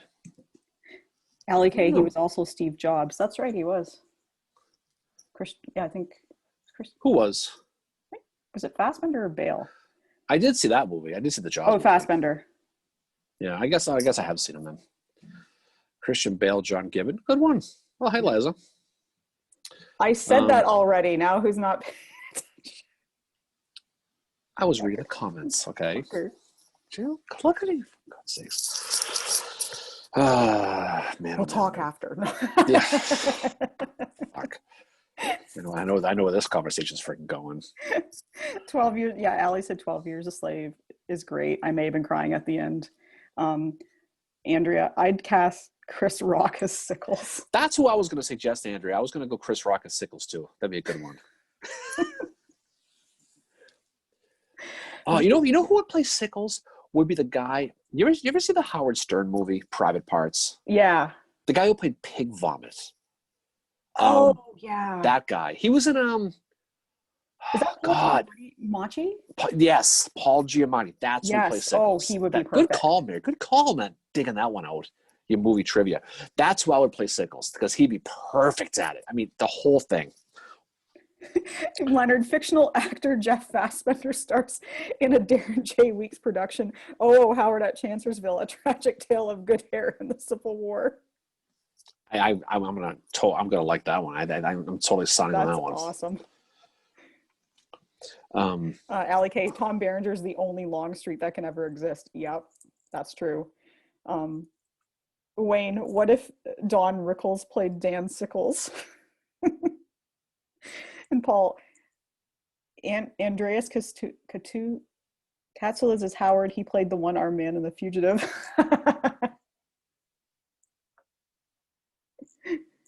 Weeks, you're frozen. Oh, am I on my own right now? Because Weeks is frozen. I'm going to have to message him. Hey, Billy. Evans, Peters for Gettysburg, Howard, Andrew Scott for Sickles. That'd be ridiculous, your hockey puck. Yeah, hopefully Darren's internet starts working again. Okay, so I'm the only one on here. So great. Hopefully he comes back on. Yeah, uh-oh, indeed. Uh-oh, Howard. I'm going to message him and see what's going on. Anyway, guys, talk amongst yourselves, which you're doing a great job of. Sometimes his internet. Oh, now he's having technical difficulties. Hopefully he'll be back on here in a second. I'm pretty sure I can still let him into the meeting with this. But anyway, thank you everybody for being here today for this. Really appreciate you guys hanging out with us. Like, wow, there's 17 of you on here. That's pretty cool. So yeah, I'm running this show by myself right now, which it's funny. I used to do Facebook Lives by myself, and it's a lot better actually doing them with another person, especially somebody who's into the Civil War, as Darren is. Oh, Paul, yeah, so I was frozen for a bit too. Okay. Oh, look who's back. Was that me or that was you? No, that was you. Oh. I'm still on the live. I froze for a little bit too, but I know you did freeze, so I guess we're back. Okay. Jen rolling. Bragg is after y'all again. Yeah, I thought about making a sacrifice to the ghost of Braxton Bragg just for good technology, because apparently he likes to fuck with my technology if I badmouth that boy. Well, Leonard, I guess Rolling Hills wins over Undulations. I guess that debate's fucking settled. I get the feeling that there's gonna be a meme. Leonard usually comes up with a meme. Kurt Russell has absolutely anyone. Yeah. Yeah, I'm back. So I'm like Allie, I'm like a bad rash. You think it's gone, I come back. Back. Oh, so you're like the AP Hill? You think of me, you think of gonorrhea, Mary. Trip to the bang barn. Yeah, that was weird. It was like, because you froze and then it dropped me off. I assume that your computer went down again. Yeah, nope. This is on you. It's okay. I just sat here and collected my thoughts. You didn't go in the corner? Yeah, I did that actually. It was good. Wow, good. Ready for a nap now, actually. Liza, people might know this already, but Anderson Cooper is Judson Kilpatrick's great grandson. We talked about that. Yeah, Liza. Yeah, she's actually awesome. Liza knows her shit about the Civil War. She's a cool lady. We have lots of. Nah, she's one of our favorite followers. She's really cool. Oh, she's awesome. Get Weeks a red shirt. Yes. Oh, for AP Hill. Okay, I'm actually thought of Star Trek for some reason on that one. What you're trying to tell me? You know. It must be interesting being you. Oh yeah, it's always a good time. Carnival music in my head playing all the time. Usual shit. You know. Not my circus, not my monkeys. I never had the hots with Santa Claus until my kids made me watch Christmas Chronicles. All right, Andrew. Well, good luck with that. Ryan said, Liam needs for George S. Green. We need some new Culps Hill in the Gettysburg movie series. Yeah, Culps Hill is like the underdog of the Battle of Gettysburg. Andrew, there's so many Santa Claus jokes I could hit you with right now, but I'm going to refrain. I don't want to eat next to this. Chimney any day. Well, this only comes once a year joke in there somewhere, but we'll leave that alone. That's what I was going to say too.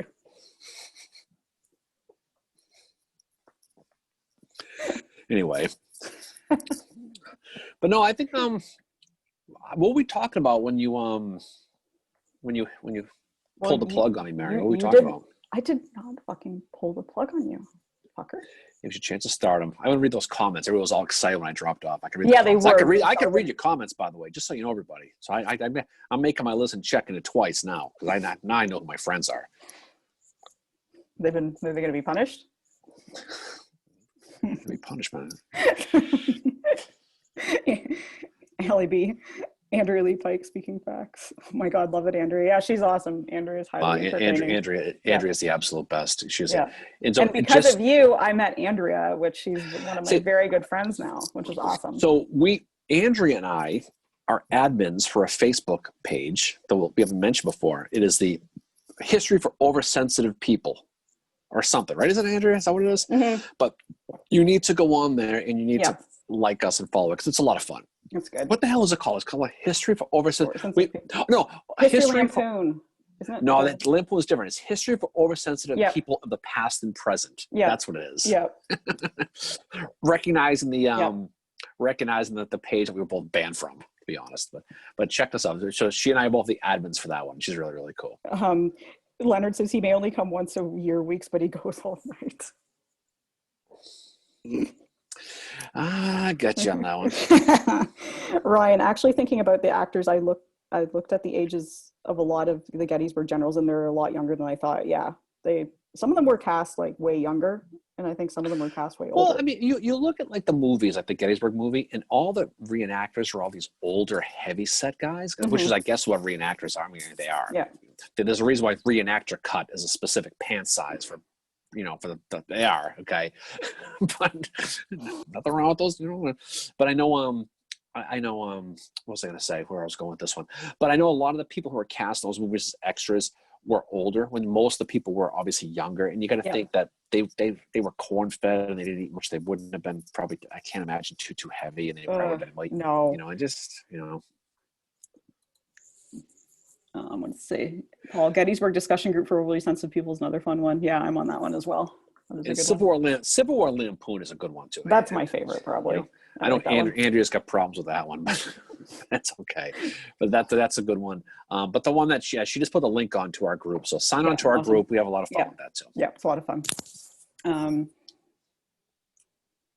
I got the boot from that Gettysburg discussion group for overly. I got the boot from that one because I was heavy on the Confederate jokes.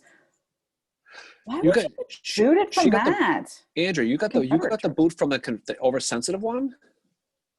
I mean, I don't go on that, to be honest, I don't go on that all that much anyway, just because, but Andrea and I both got banned from one of the Gettysburg Facebook serious sites one. You liked the comment. Because she wrote something and I liked it and we both got banned. Isn't that how it went down, Andrea, or something like that? Kind of like when I got blocked by the... You got blocked and I got unfollowed by that woman that told me to take down a tweet I did. And then I responded with a Schitt's Creek gif. And then you liked it and she blocked you and unfollowed me. Yeah. So Andrea and I are both victimized by one of the serious sites. Victimized. We called Gettysburg Today and Tomorrow, but you could figure out which one it was. But it is what it is. Allie B said, I like Jared Harris as Grant. I liked him too, actually. I actually like the guy who played Grant in the docuseries more. He had the whole look and the lighting of the cigar, the Appomattox. Love it. Oh my God. Remember when we watched that and he lit the cigar, Darren? I took a long shower after that one, Mary. Yep. When he lit that cigar, I don't think it happened that way in real life, but he's firing up that stogie while Lee's signing the... Yeah, oh my God. You want to talk about it? If there ever was like Civil War porn, that right there. There was definitely a 10 pitch in my neighborhood that night, Mary. I definitely appreciated that more. I replayed it over and over and over again. It was good. Went outside a cigarette after that. I was watching it and I like went back and played it again and again. And I was like, ooh, I will never get tired of seeing this. Hey, Mike Jenkins, you got banned from Civil War Lampoon? Wow. I think you're the only one who ever did. Allie K said, when reading Confederates in the Attic, it's crazy how hardcore some of the reenactors are that he meets. They only eat food from the era and work hard to be as malnourished as the actual soldiers were. That's way too hardcore for me. I actually got asked yesterday when they found out, full disclosure, I had my tattoo consultation yesterday. And the guy, what? What are you fucking shaking your head at? I heard all about it already. That's okay. Excuse me? Hold on, what? I can't hear you. What? Now you're in trouble.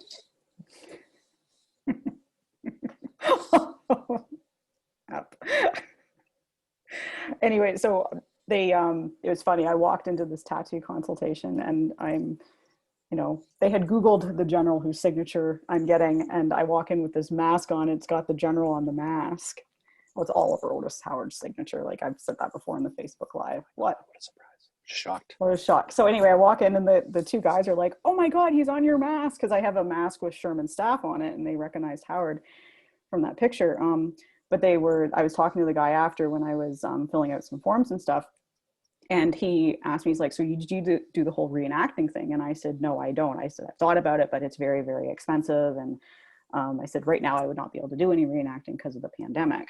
But the other funny thing was they Googled Howard because they won't do any kind of like, Confederate stuff or obviously Nazi stuff. And they're like, Howard seems like he was a pretty cool guy. And I'm like, yep, that's why I'm getting a signature tattooed on my arm. That's gonna be a cool signature. I'm looking forward to seeing that. I know that'll be, what are you, March you doing that? Yeah, end of March. Like it's pretty long wait list to get in. They have to obviously do things differently because of COVID and all that. But I am on the cancellation list, so I could be getting it done anytime. Tomorrow, it's like Monday. If I get a call, like I will take time off work to get it done. When I got my tattoo a few months ago, that was cool. I mean, I got I have a Civil War tattoo. It's awesome. I have a Union Civil War cavalry hat, and in the background is the setting sun at Gettysburg, a little round top, just the sun. Awesome. And that was it a picnic to get done? No, but I'm glad I did it. It was, I don't think I whined too much about it, to be honest. Well, you sort of get to be in my tattoo because you helped me pick the signature out. Nice. Darren on the tattoo? Yeah, I'm gonna get your face tattooed on my arm. Lucky you. I'm gonna devalue a tattoo. But no, so that's it. Yeah, it's gonna be my first tattoo. And the guy was like, the guy that does tattoos is like, "Are you nervous?" And I'm like, "Nope." I said, "I want to get this done. Like, and it's my first tattoo," and decided to do it locally. That's good to do local. I'm gonna get another one soon. I'm gonna get a secondary one. I got 2 tattoos already. I'm gonna get a 3rd one. Yeah. Oh, I don't see this as being my last. That's for damn sure. You're gonna like Nikki Sixx or Courtney Love here in a few years. Big neck tattoos. Yep, I'm gonna get a neck tattoo. Oliver Otis Howard. Patrick Claiborne. Mm-hmm. Fuck Ohio. That's the big 3. Go blue. Those are the victors. Andrea said Aidan Quinn is Grant. Allie agreed. Aidan Quinn's a good. I like Aidan Quinn. He's a good dude. Yeah, he is. I'm trying to think what he looks like. Oh, well, really? I'm trying to visualize him. Good looking guy. I mean, The whole Lori said the whole docuseries was great. It was. Yep. Mike, no, not banned. Al won't give me the honor. It's my ambition. I like the Lampoon. Andrew, you got to come back to the Lampoon. Hi, I know we've talked about this offline, but you got to come back to Lampoon. You were cool on that. It was fun. Ryan's back. He took a whiskey break and he's drinking Tyre Connell 10 years. I probably butchered that. Madeira cask finish. That's good stuff right there. Andrew said, very, very nice. Just the signature or an image of something too. Yes, there is something else I am getting on the tattoo, but I'm not telling anybody what it is. It's a surprise. That is a good one, though. It's ironic you're getting on your right arm, which is pretty cool. Well, the reason I'm getting it, so I'm getting it like all along here. And the reason I was back and forth, left or right, because he lost his right arm. So I was thinking, do I get on my left arm? But then I thought, no, he was the right wing commander for the March to the Sea. And that's why I want to get it on that arm. Mm-hmm. It's because that's where it's obviously it's obviously something you're really that's important to you. Yeah, that's the whole point. When I got my last tattoo a month or 2 ago now, there was a couple in there and they were like looking at the book to decide what they wanted. I'm like, what the hell? No. I'm like, you want to get something like that, something personal that's really, means something to you. That's why the one I got the last time was for a million reasons was very personal. Mm-hmm. But your one is going to be cool. I'm looking forward to seeing yours. Yeah, I'm really looking forward to it. And yeah, it's not going to be my last one. I have ideas for other ones too that I want to get. One of them being you're gonna get the "do not resuscitate" across your chest, like I've seen those ones online. Fucker. No regrets. Weak sucks. Hell, I'm gonna get that one. Right across the freaking forehead. Everyone should get that one. Andrew said, "I've gotten 2 3-hour tats. I need more." Andrew, a teardrop. Allie B, I love that signature. As I mentioned on Twitter, the D at the end of his name is very fancy. Yeah, and one of those pictures that I posted on Twitter yesterday is going to be my tattoo. Andrea's got a big Celtic tattoo that says "fuck the Lakers" on it. I don't know if you've seen it. You should see it. It's really, really cool. She showed me a picture online one time. It's a big picture of Larry Bird dunking on Magic Johnson. It's a great tattoo. It's really, really good. Leonard said, getting the signature of a man who lost his arm tattooed on your arm is so meta. Ryan, you casting all English and Irish actors? A few of them. Jim says, I'm thinking a Lincoln signature for my next tattoo. That's awesome, Jim. I've thought of getting that one too. Lincoln's got a really cool signature. And I've also thought of getting With Malice Toward None as well. I thought I would get something linked. It'd be something Gettysburg Address related. Yeah. I don't know if I would do that. I mean, that's a political thing. I'm not I'm a fuck you. Andrea, we both can, because, yeah. Yeah, she doesn't like the Celtics. She doesn't, but she's a Laker fan, unfortunately. I don't Oh, know how the hell a it's Laker gonna be fan. amazing. I think, like, Jen Rowling, I'm pretty sure she's got tattoos. I think. I know Jay Price does. We had fun with that with the basketball season with Andrea with the Celtics Lakers. Andrea, I don't know how somebody who grew up in Kentucky near Cincinnati, who moved to Florida, who moved back to Kentucky, is a Laker fan. But again, Nicholas Toward Weeks. That's I'm going going to to do tattooed. as I do my Kermit, none of my business pose. But whatever, Andrea, we'll let you do that with Malice Towards Weeks. Yes, we got that one.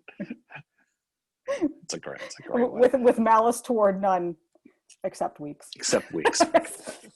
Asterisk next to the none, and then down below it says Darren J. Weeks. Anyway, but Magic is the GOAT. Oh, come on, Andrea. Look, I like Magic. I do. I like Magic Johnson, but the GOAT. Anyway. Andrea grew up in LA. I don't know you. You know what? I did know that, Andrea. I knew that about her. You know what? I need to apologize to you then, because I forgot about that. I'm sorry about that. You did grow up in LA, and I forgot about that. So you're off the hook. Hate the Lakers, but you're off the hook. Jen says she has none of the Civil War, though. I'm waiting to reach my goal weight to get a chest tattoo. That's awesome. And Ryan said, Jude Law is my call for Phil Carney. That's a biopic. I'm still heartbroken by the news. 2020 started with the New Jersey deciding to replace his statue in Congress. That was my first hint of the horror 2020. There's a Jude Law statue in Congress? Carney. I know. Andrea fell in love with a Kentucky boy, moved to Kentucky, then back to Florida, then back to Kentucky. That's awesome. You know, it's funny. It was almost exactly a year ago today, Andrea. I know we're kind of going off the rails totally now, but I was down there. I was in Covington, Kentucky. You remember I was talking to you back then, and we would talk about me in Cincinnati. Cincinnati's a cool little city. It is. We got to go sometime. Yep. Oh yeah. But northern Kentucky, where we were. Yeah. What was the hell, Andrew? Help me. What was the name of that? There's a street there where all the bars are we went to that was really, really cool. Oh, geez, I haven't heard this story before.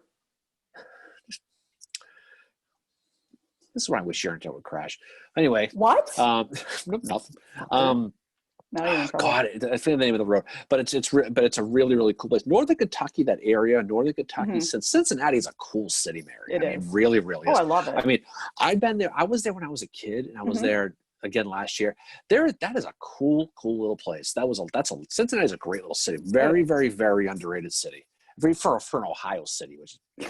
My attitude towards Ohio. Main Strauss. Main Strauss. That's right. Yeah. It was Main Strauss. Now it's just all whiskey bars. Now, you know my attitude towards Ohio, Mary. If the country needed an enema, the spigot would go right in Ohio. Okay. But similar to my attitude. Yeah.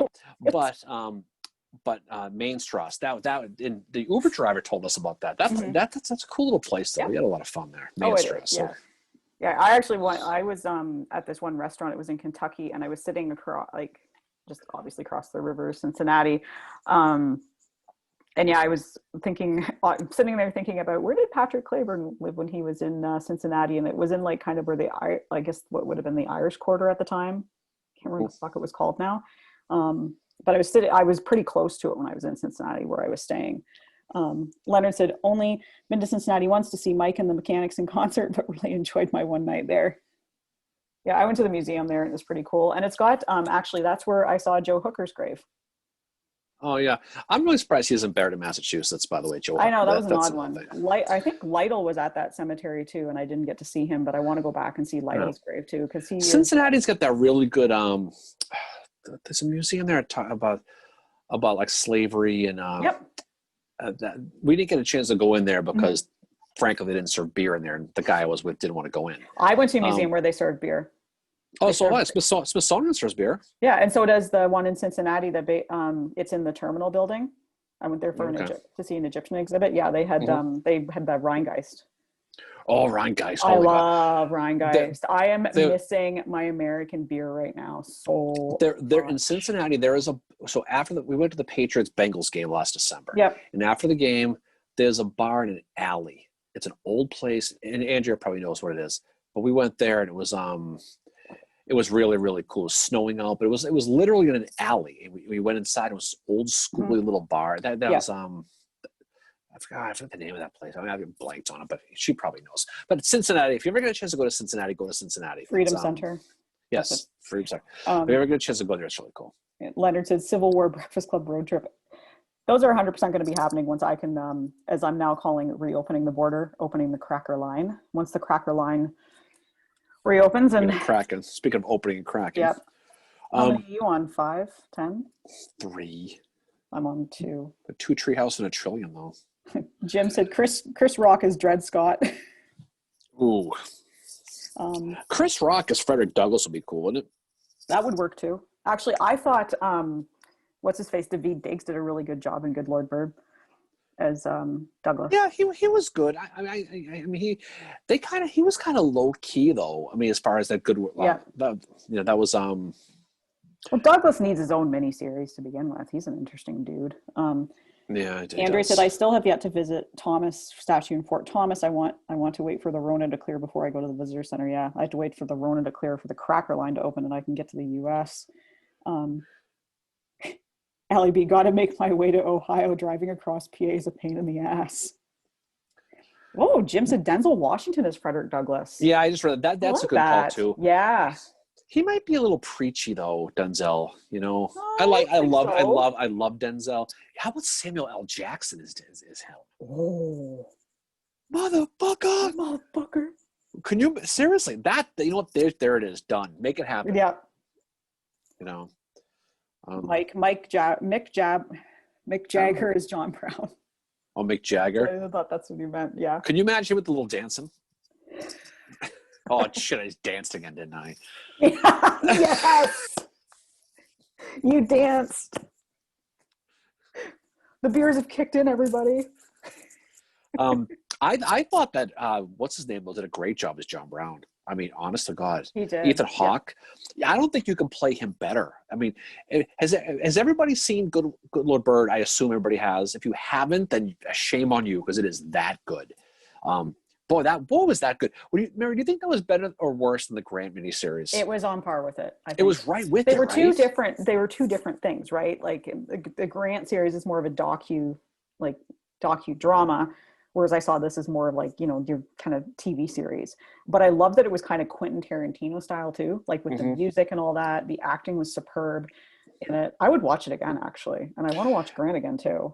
Grant was so good.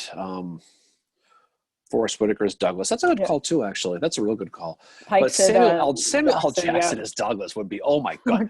Oh my God. That would be that'd be a good one right there. Yeah, that would be amazing. I'm trying to think of who Ethan Hawke could play in Civil War. How about here's one, Mary. How about Samuel L. Jackson's Robert Smalls? Oh. Right? The guy who snuck the boat past Charleston, Fort Sumter, the slave. Yeah. That's the one I want. Ooh. I want that one. But that would be pretty cool. But Hawk was really, really good. Pike said, you going to watch that BS show on John Wilkes Booth tonight, the one about Booth's DNA? Yeah, we're gonna try to. Yep. Well, we were talking to Dave Taylor about that the other night, Mary. Yep. And so we're gonna watch that. And people Mary and I don't speak. I don't know if I get it in Canada or not. All right, I'm not going to speak for you, but you and I both very much appreciate studying about John Wilkes Booth. Oh, absolutely. Okay? You can. I don't think it's a secret. I'm not ashamed of it. Oh, I'm just saying. But the story that's going to be about tonight, okay, is basically. I know the Samuel Mudhouse is a part of it, but there's a conspiracy theory with John Wilkes Booth that he escaped, that he survived Garrett's farm. And there's a book by a guy, his name is Finest Bates. His granddaughter is Kathy Lee Bates, the actress. Yeah. Okay. Just to give a little bit, whatever. But the story is there was a guy who looked like him, who was a guy who actually got killed in the the tobacco barn Yeah. with David Harold. And he ended up going down to Enid, Oklahoma. He ended up he ended up committing suicide allegedly, and then his body was on tour, which is weird. But this story tonight is about that. If there was a test pattern that said John Wilkes Booth on it, I'd watch it. So I'm gonna watch it because I'm curious. Here. But I think reading Finance Bates' book, the Death and Suicide of John Wilkes Booth is a good one.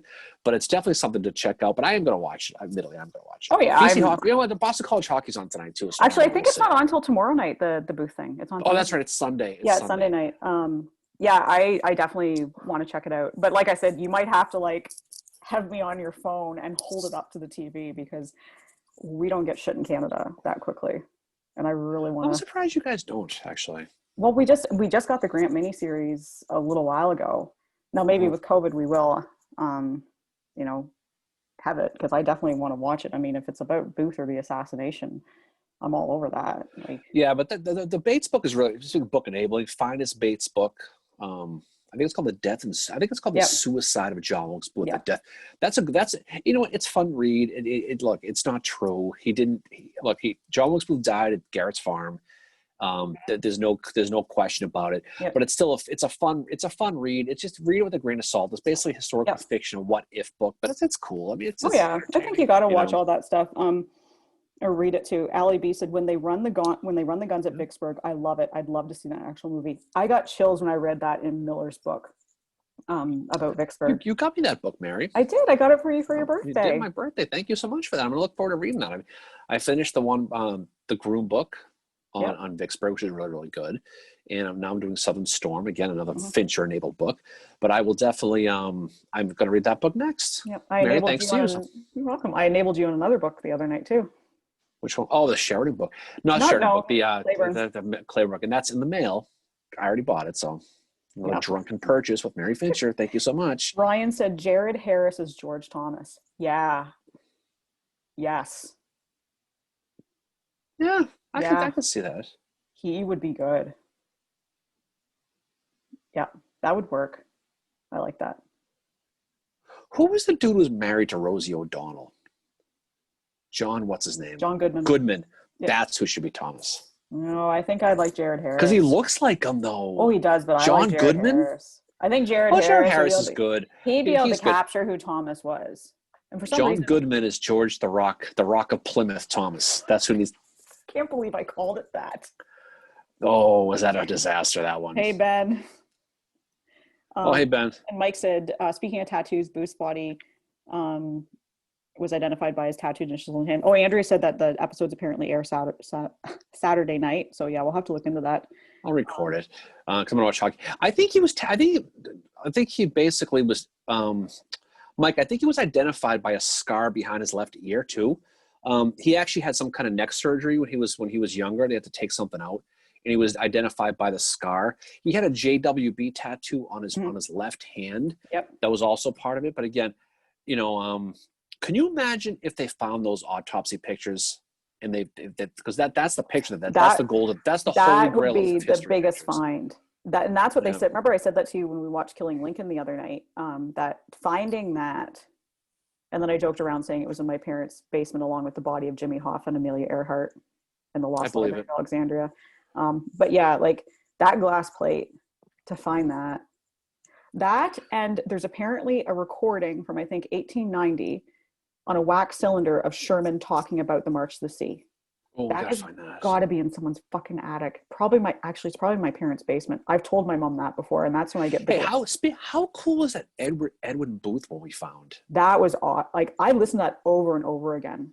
There was a recording of Edwin Booth talking, just part of a play that somehow I found, and I put it on my Twitter page. I read. You want to talk about just chilling listening to that?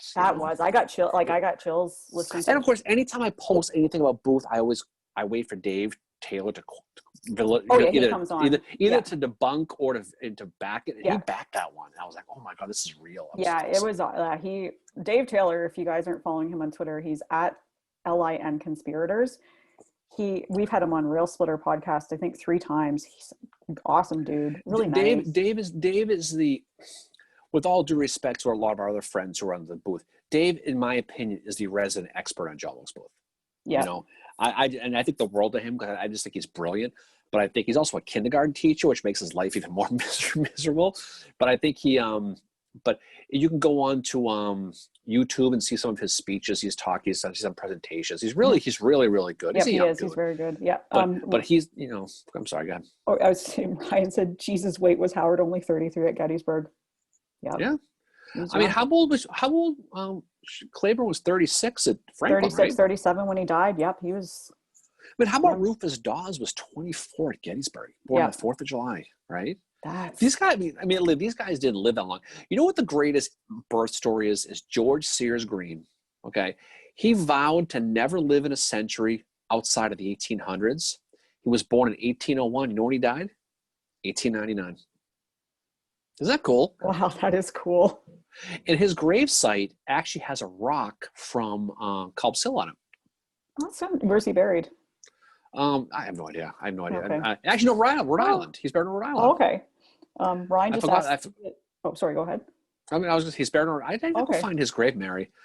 I think he's actually. You know what? I think I saw Ben chime on with his usual wheat and crap. But Ben you might know this. I think George Sears Green is buried in the same cemetery as Coach from Cheers, that TV show.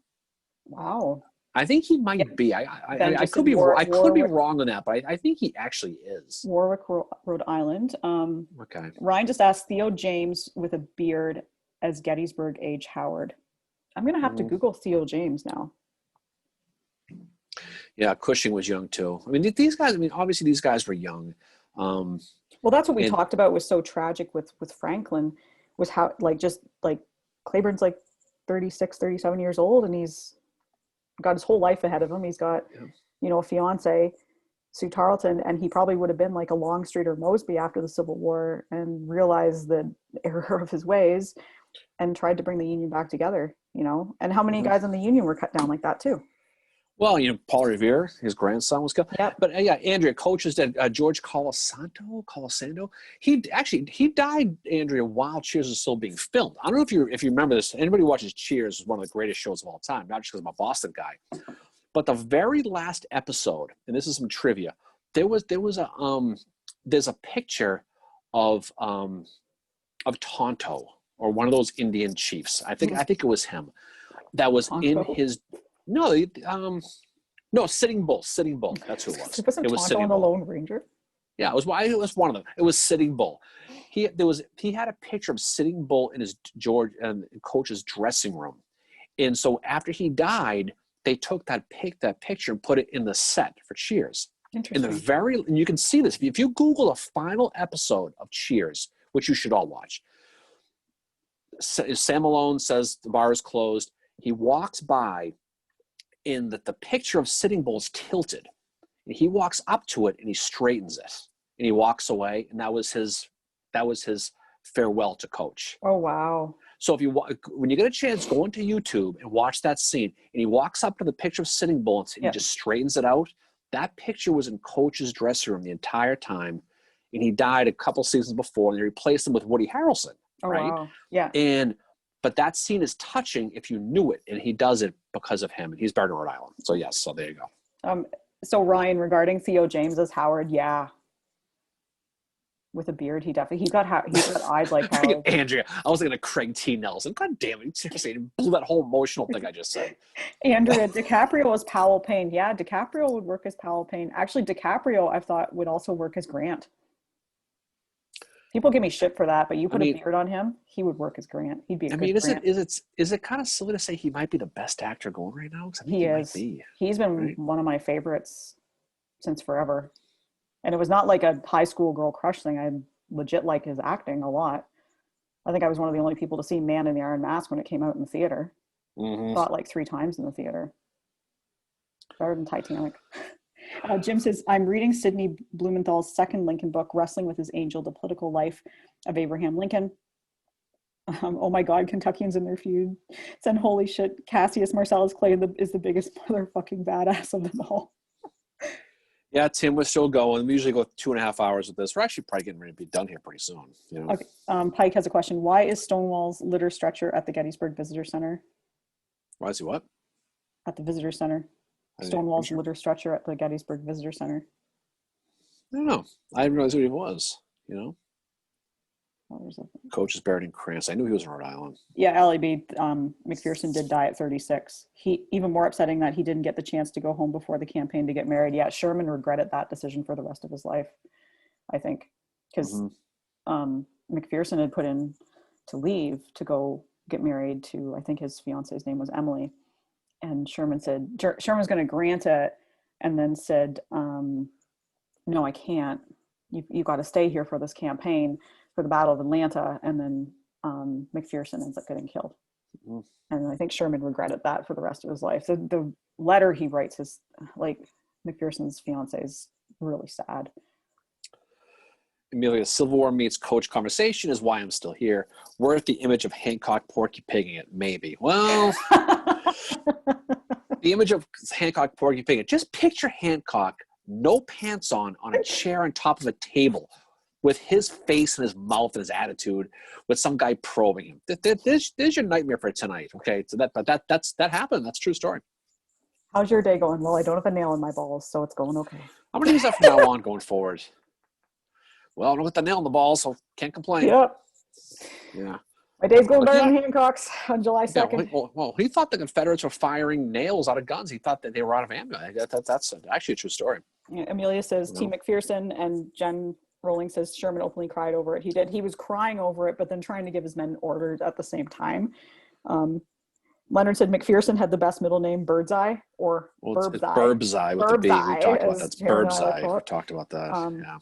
Mike said, I thought DiCaprio was miscast in Gangs of New York, but he's grown on me and now he fits fine. I actually, admittedly, Mike, I love him in Gangs of New York. I think that was one of his best movies. Leonard said, poor General McPherson, but of course, if he doesn't die, Mayor's boy wouldn't be leading the right wing on the march. That's the truth. Yeah, it's true. And Blackjack Logan wouldn't be holding a grudge towards Sherman for the rest of his life either. Well, Logan would have been a disaster. He would have pillaged every place. I mean, that would have been a bad call. There's a reason that Sherman chooses Howard, right? And it's completely because Howard is, so calm under pressure, and so was Slocum. I think he needed the right guy to work with him, and I think Blackjack Logan would have been a disaster. I mean, who knows? Maybe, but again, Howard was going to follow orders, and he was going to do what was right. And we talked about Sherman. Sherman was no angel with the whole March to the Sea either. He looked the other way with a lot of stuff, but at the same time, he had to have guys in charge, Slocum and Howard, who were going to play the rules, and they were going to do what they had to do. Yeah. But again, look, it is what it is. But yeah. And if you want to look at, if you want to be all over Howard just for what happened at Chancellorsville, look to some of the stuff that he faced on the March to the Sea. I don't know how far you are in the book yet, Darren, but that first day, he and his men are getting fired at the entire time by the Confederates. Like, they had a tougher time than the left wing did in leaving Atlanta. Mm-hmm. And they're getting I think once they get to, is it Rough and Ready? No, they didn't go to Rough and Ready. Didn't they walk by the March to the Sea? No, they would have gone. That was south. They would have gone east. Oh, right. I don't know geography. If you need to know about Sherman, you let me know, Mary. I'll hook you up. Rough and Ready was the first thing that came to mind. This is where I got my ass kicked right here. This is where it ends. I'm punished. Yep. Big time. Fucking Christ. Ryan said Brandon Gleason is George Thomas. How did I miss that? Yeah. I still think John Goodman's the best. I think he's my guy for Thomas, because you know what though, he, as much as you can say about him, he's a good actor. I mean, he looks like him. I mean, he's older, admittedly, but he could absolutely play George the Rock of Plymouth Thomas. There's no question he could pull that one off. There's no question. Never going to hear the end of that one. We're going to be at Plymouth sometime, and you're going to be giving me shit over that. Oh, is that Darren? Is that the Rock of Plymouth? I can't believe you said that. Yep, I did. I have no shame. Yeah, it's just the Rock of Plymouth. I don't know why it's so fucking funny. Very scarbutic, by the way. I was just thinking of that word. Was that before or after the Skarbutic incident? That was before. Oh, actually. That's right. When we went to the cemetery. Researching about that poor soldier thinking he died at the battle. Oh, look, he died of diarrhea. Hard. Yep. Okay. Andrea, Stonewall's bloodstained litter is at the visitor center. Is that some sort of nod to all the idiots who like to say, what if Stonewall was at Gettysburg? I didn't realize it actually was. Next time we go to Gettysburg, I gotta look at that. I didn't realize that was there. I didn't, because they got obviously a lot of great stuff. I know they had a bunch of stuff from Philadelphia that were temporarily at the museum, but it was all Gettysburg stuff. I can't believe they have a Stonewall thing in Gettysburg. Doesn't make any sense. I'm gonna have to text Atkinson about that one and see what the hell that's all about. Ryan just suggested Aidan Gillen for Patrick Claiborne. Yes. Can't believe I didn't think of Aidan. He's one of my favorite actors too. Not your pronunciation. I always thought it is bird's eye, but we call it burb's eye because Harry calls birds burbs. That's where it comes from. Yeah, I refer to birds as burbs. So we say bird's eye. You're absolutely right. Lenny, you're absolutely right. It's bird's eye, but it's always going to be bird's eye. Sam Eagle of the Muppets says Bragg. Yep. And someone said, who's Patrick Fish? I'm going to have to go look this guy up now. I'm Googling actors. Oh. I'm going to go look him up and see if he could play Bragg. Patrick. You know who could play a good Sherman, Mary? Is the dude who played the redheaded kid in that 70s show. Yep. I know he got in trouble for some kind of assault or something. He's probably in jail right now. But he would be a good one too. Patrick Fischler is perfect as Bragg, by the way. And yeah, the kid from that 70s show definitely could play Sherman, I think. Any redhead could. That's true. Ron Howard. Ron Howard? He's redhead. No. The guy from Happy Days. I know who you're talking about. Dallas Howard's father. I know who he is. He directed Apollo 13, did he not? I don't think you do. Actually, I do. Jim Carrey is Sherman. Zachary Quinto. You know why? Sherman. Because they could say smoking. That's a good call.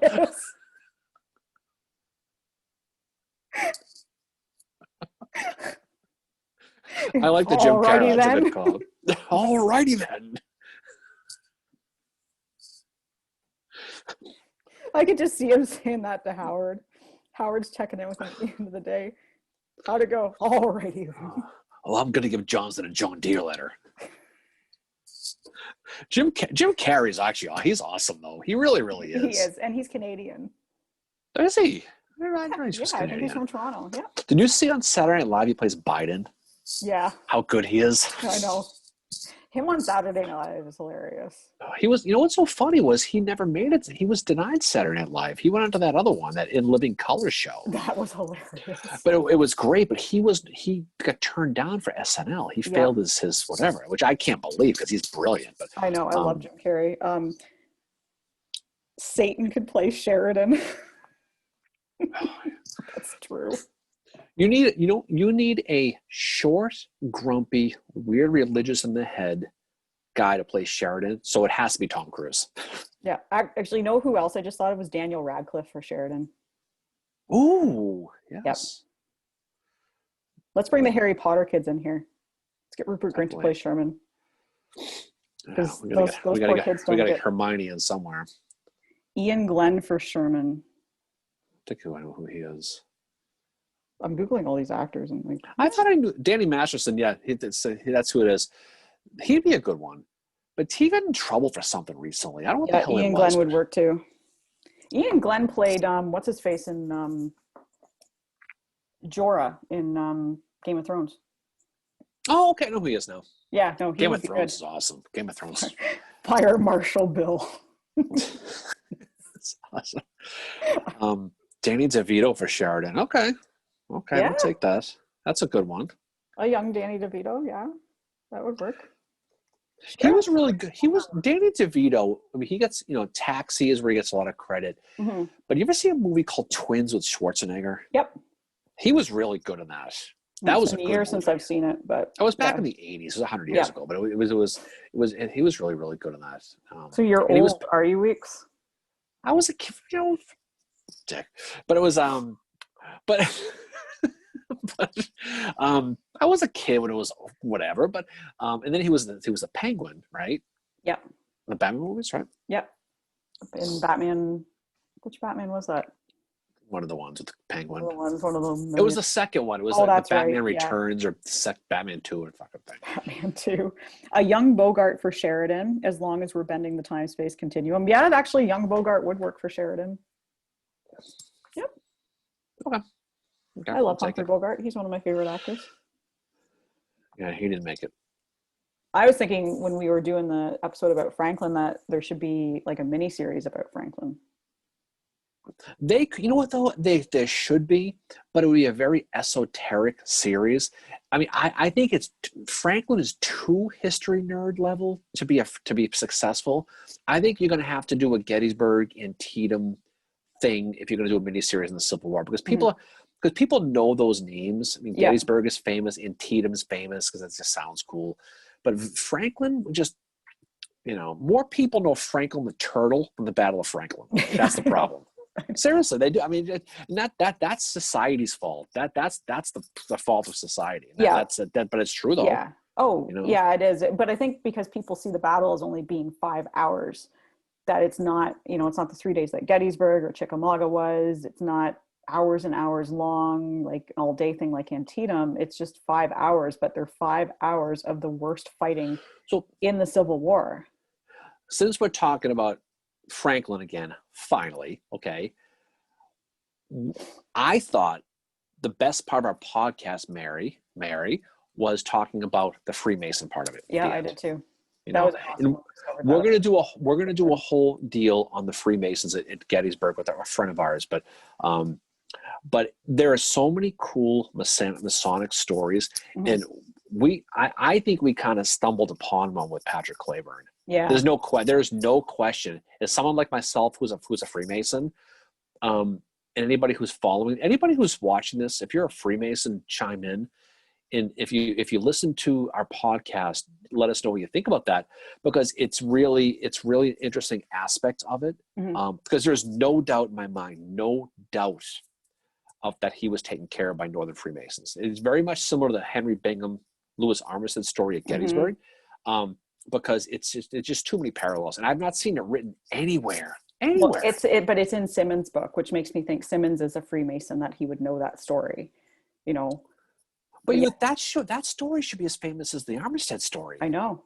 And that's part of the whole Gettysburg industrial complex bullshit, all that stuff. Oh yeah, it's also because it's Patrick Claiborne and he's such an obscure figure when it comes to the Confederacy, right? Because he's doesn't really fit the lost cause-y kind of mold with his emancipation and all that. But yeah, no, I thought that was the most fascinating part of doing the research and the podcast, was just like knowing that he was like, they laid him out a certain way because he was a Mason.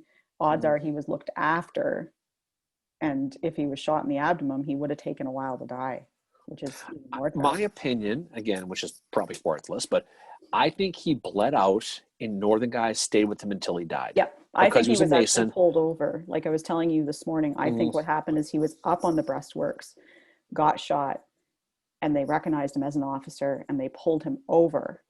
And then once the battle was over, the Union guys took him back and laid him out so he would be found. And I think they, Ryan, after Weeks does the Civil War, Masons, American do the Canadian Illuminati in the Civil War. Who says we don't know about that too? We will be doing an episode about Canada and the Civil War for sure. But yeah, that was my favorite. Like I mean, I've been interested in Freemasons since before National Treasure, which is my favorite movie, since before it came out. I mean, are we running the world? Yeah, of course you are. It's true. But the reality is it's a great story, and we listened to a couple of different podcasts and different lectures on Franklin going into this.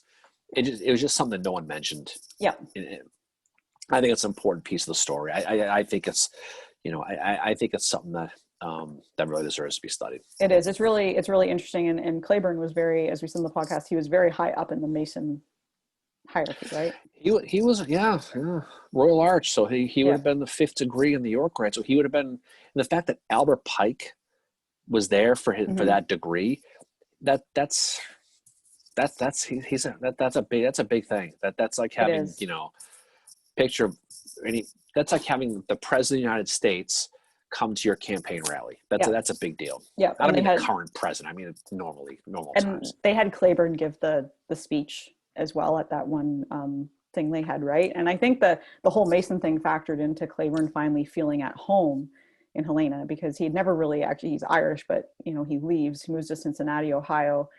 I don't think he really felt at home there. And then he moves to Helena, Arkansas, and he's finally found his home, and he gets very involved in, like politics there. He's a lawyer, he's a pharmacist, he's a Freemason. For him to make it that high that quick is something.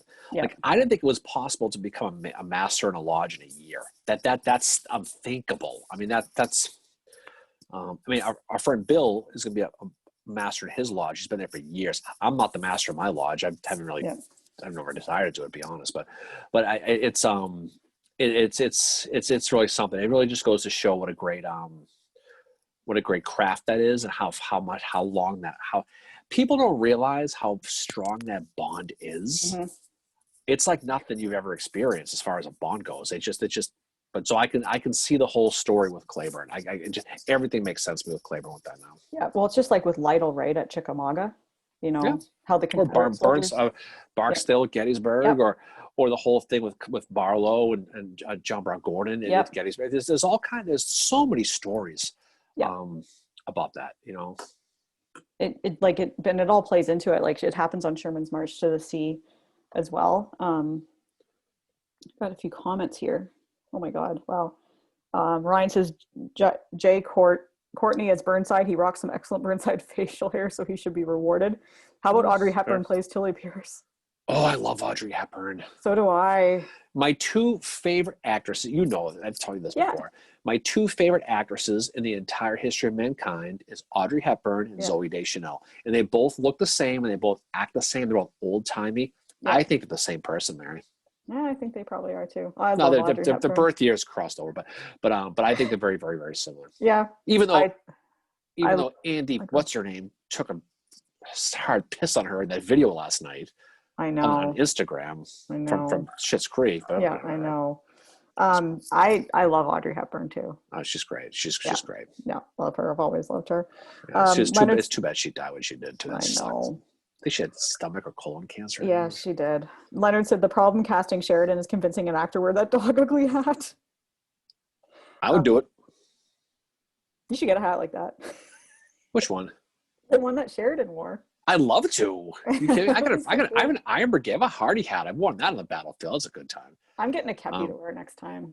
You need to get a kepi hat. I don't know why you don't. I just haven't yet. I need one to wear around the battlefield with the half moon on it. That's what I have. I got two of those. I know. You got two half moons? If your head wasn't so damn pinheaded, I'd probably give you one of mine. But, it's too small. I got a big head. I do. You wear that Pat's hat. Look, it's like a little kid wearing his father's hat. I know. I have a small head, okay? Jeez. But I buy cool. Kids socks, too.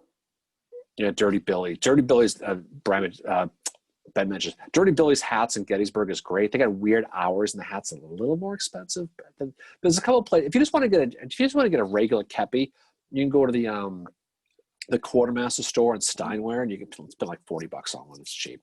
But if you want to get a legit one, you go to Dirty Billy's. You spend $100 for it, but it's a legit one. Well, I want a legit one. Jim said, I think there should be more history-centric movies and TV shows in general, but Hollywood would rather make one fucking comic book movie after another. That's true. There's a reason I've been in the theater in a long time. It's not because of COVID. Jen said, I need an artillery kepi. I almost bought a Berdan Sharpshooter's green kepi, and I didn't, and I went back and it was gone. I missed that opportunity in life. I missed that one. Regimental Quartermaster, that's exactly what it is, Ben. Good call. Wayne says, I don't know if you all came upon the story of the Human Mill, the 1920s movie about Franklin that was never completed.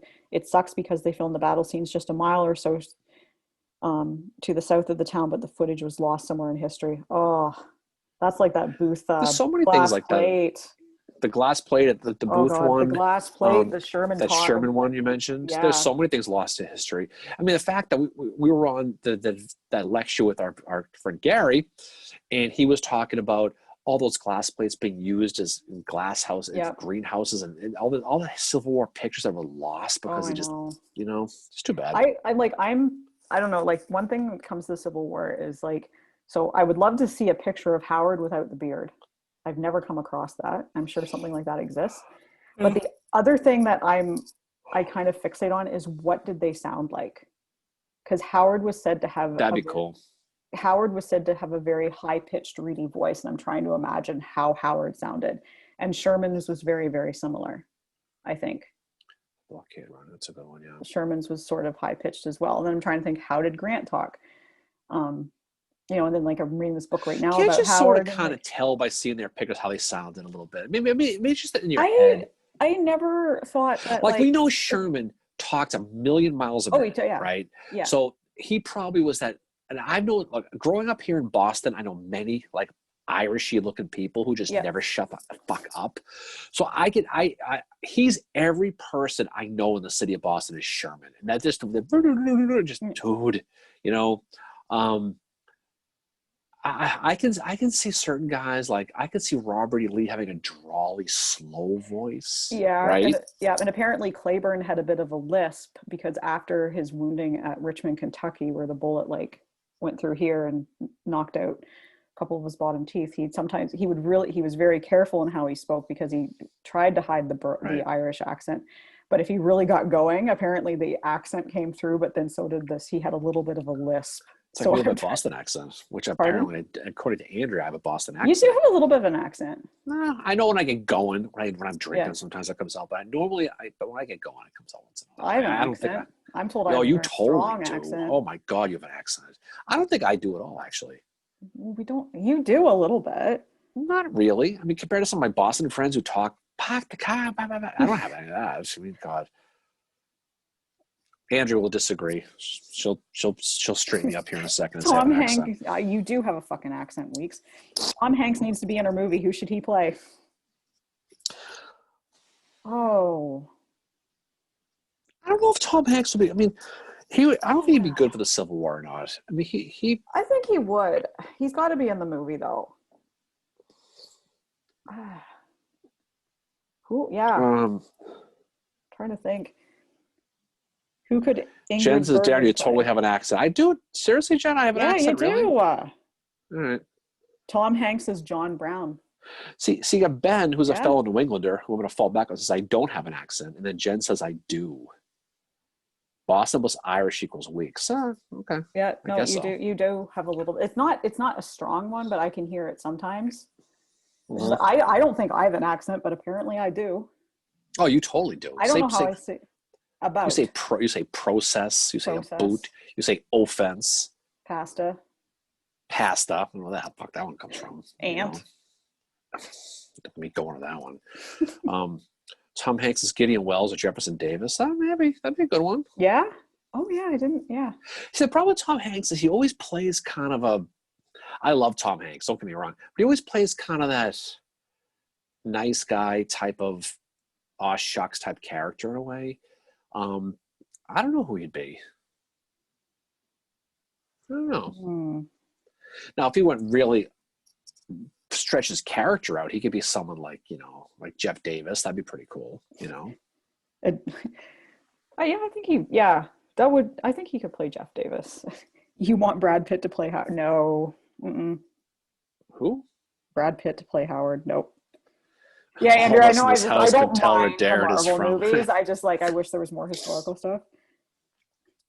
Oh, Alibi, same, Mayor. I would love to know how Grant talked because no one gives a specific description of it. There's a few, but nothing really good. Drives me nuts. Yeah, there's descriptions of Sherman's voice, and there's definitely descriptions of Howard's. The description of Howard's I found in that book I'm reading called Thunder in the Mountains, which is about Howard and during, I think it's his time out in the West with the natives. It says it was like high-pitched and reedy, which that's how Lincoln's voice was described too. So I'm thinking he probably spoke a little bit like Daniel Day-Lewis did as Lincoln. What do you? Hey, Biddles, I'm not trashing Tom Hanks. I love Tom Hanks. I'm just trying to think of she's gonna come fight me in Massachusetts. Well, okay, well, whatever. We'll drink some beers and we'll drive around. We'll run over some bikers. Jen, all of them. Make fun of the other LK. See, Tom Hanks could be a really good Oh, Maria said that Tom Hanks's narration in Killing Lincoln was oddly satisfying. It was. It was, and I know he didn't write it, he was reading it, but there are certain things I don't understand why they focus on James Tanner so much.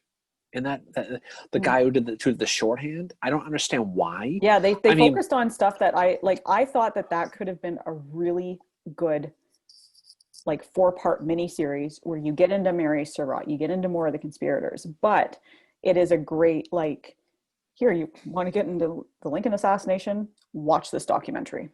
But don't read the book Killing Lincoln by Bill O'Reilly because it sucks. Allie, the bikers don't stand a chance. You and I will go. I'll drive. You can just door prize him out of the passenger seat. Everybody wins. But how about him as Stanton? Tom Hanks. He could pull it off, I bet. Tom Hanks could pull off anything. Leonard Matthew McConaughey as Earl Van Dorn sees the doctor's wife. All right. all right. That's actually that Earl Van Dorn story. Earl Van Dorn. Although McConaughey was so good in that Free State of Jones, though, Mary. Oh, I mean, he was. I love that movie. That was good. I mean, he was really good in that. Jen says that Andrew said that Grant was a smoker, so he was probably scratchy. Yep. And sure. Andrew said that, and then Jen Rowling said he also had false teeth, so maybe a weird lisp too. He probably had like a smoky type of voice. He was that Ohio, Illinois thing. But Sherman's was described as high pitched, and he's 5'10". Like you wouldn't think that about Sherman. Well, it doesn't matter. You're little. You have a deep voice. I do. Yeah. Doesn't matter. I know my height. I should have a very high pitched voice, but I don't. Well, you should be singing, Lollipop Twins, Lollipop Guild for your voice, your height. Hey, everybody. Jesus. Jim, Bill O'Reilly needs to be in prison for how many people he has killed. I'm not going to disagree with Jim there. I mean, my attitude of that whole thing. Admittedly, I did read the Killing Lincoln book, but just to read it, to see. You know when I stopped reading the Killing Lincoln book? When he talked about Lincoln being in the Oval Office. I said, this book, stop. So I was like, I got to finish this so I can tell people how shitty it is. I will say though, the TV show, the adaptation was excellent. I mean, absolutely excellent. I mean, the Killing Lincoln, and that was one of the best things they've done in a while. And Hanks did do a good job with that. Yeah. But whoever wrote that script didn't focus on Jet or Bainbridge or any of the guys a part of the Lincoln, the Booth escape. They focused on Tanner, which is great. This James Tanner's a guy who was a paraplegic from the war, but he was he did shorthand. What the hell that phrase? And I think the whole reason why is they wanted to go back to when he says, now he's with the angels instead of agents. Yeah. And I think that was the big point of him, the pencil breaking. But it seemed like that was such a menial thing to focus on. And then, I don't know. What's I know? Didn't talk about Laura Keene or Henry Hawk or any of those guys. They had Henry Hawk in a little bit, but not. Yeah, he was being interviewed. But I think it's enough that if it sparks your interest, which I'm sure it did for people, you're going to go off and read more about these people. Oh, Jen Rowling just said my voice is perfect. I love your voice. You got a solid presentation voice. I've never liked the best portrayal of Lincoln. Voice. Daniel Day-Lewis, the best portrayal of Lincoln. Without question. Daniel Day-Lewis, and I would give a second to a tie between Billy Campbell in Killing Lincoln and then Henry Fonda in Young Mr. Lewis. But Daniel Day-Lewis is so far above. I mean, that's. I mean, absolutely perfect. Like, he nailed the voice too, and he did that by listening to recordings of farmers from that area of Illinois from the 1930s to nail the accent and how. Wouldn't it be great if they found an audio of Lincoln? That would be the ultimate. Oh my God! You want to talk about some people getting a rail splitter in their pants? Holy God! They'd be all excited about hearing that. I would rather hear Sherman's voice and Howard's voice over Lincoln's, actually, because I think Daniel Day-Lewis captures it pretty perfectly. When I think of Lincoln speaking, I think of Daniel Day-Lewis. And just that movie is so good, though. Read some of these comments. I just got an email from Nice Laundry about a sock line called Bird's Eye. This Facebook spying is getting to me. How about Al Pacino as Lincoln? Say hello to my little friend. When he signed Emancipation Proclamation. Yeah. Or in the You're out of order. You're out of order. This whole Congress is out of order. That's what he was like, when he's yelling at his cabinet. He's laying the smackdown with them, and he's like, Or how about "I am the president of the how United about De States." Niro? That scene when no, he'd be like, you, and Seward, you. Now we're talking though. And he gets up and he's like, "I am the fucking president of the fucking United States, clothed in immense fucking power." He'd be like, yeah. Imagine De Niro was Lincoln. How awesome that would be. Hey, we got to see you now. He goes, Mr. President, we can't do this. He's like, you talking to me? You talking to me? Are you talking to me? You must be talking to me. There's nobody else here. You talking to me? Oh, De Niro would be awesome. Oh my God, that would be amazing. It's so friggin' funny. But he's like 5 feet tall. Him and Pacino both little, so Joe Pesci would be another one. Yeah, he mentioned Joe Pesci. Imagine that. Oh, that Joe Pesci is Seward, and then De Niro is Lincoln. I guess he's Stanton now. You call me a use?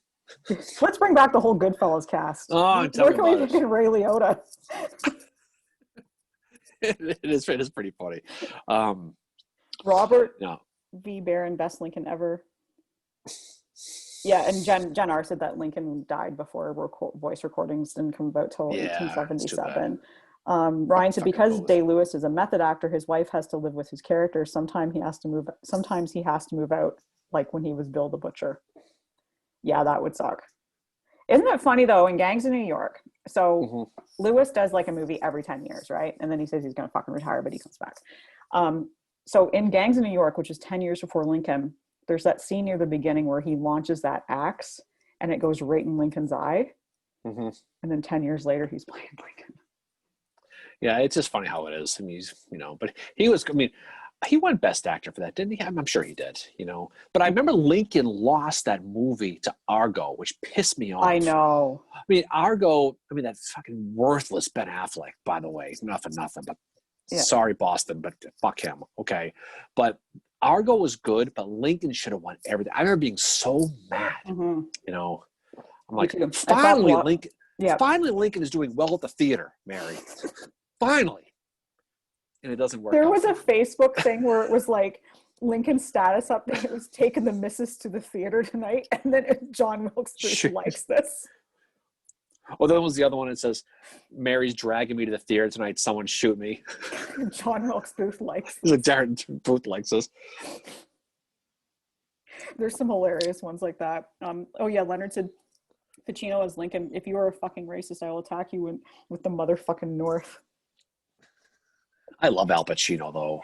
He's absolutely brilliant. I'm Christopher. What the fuck do I look like?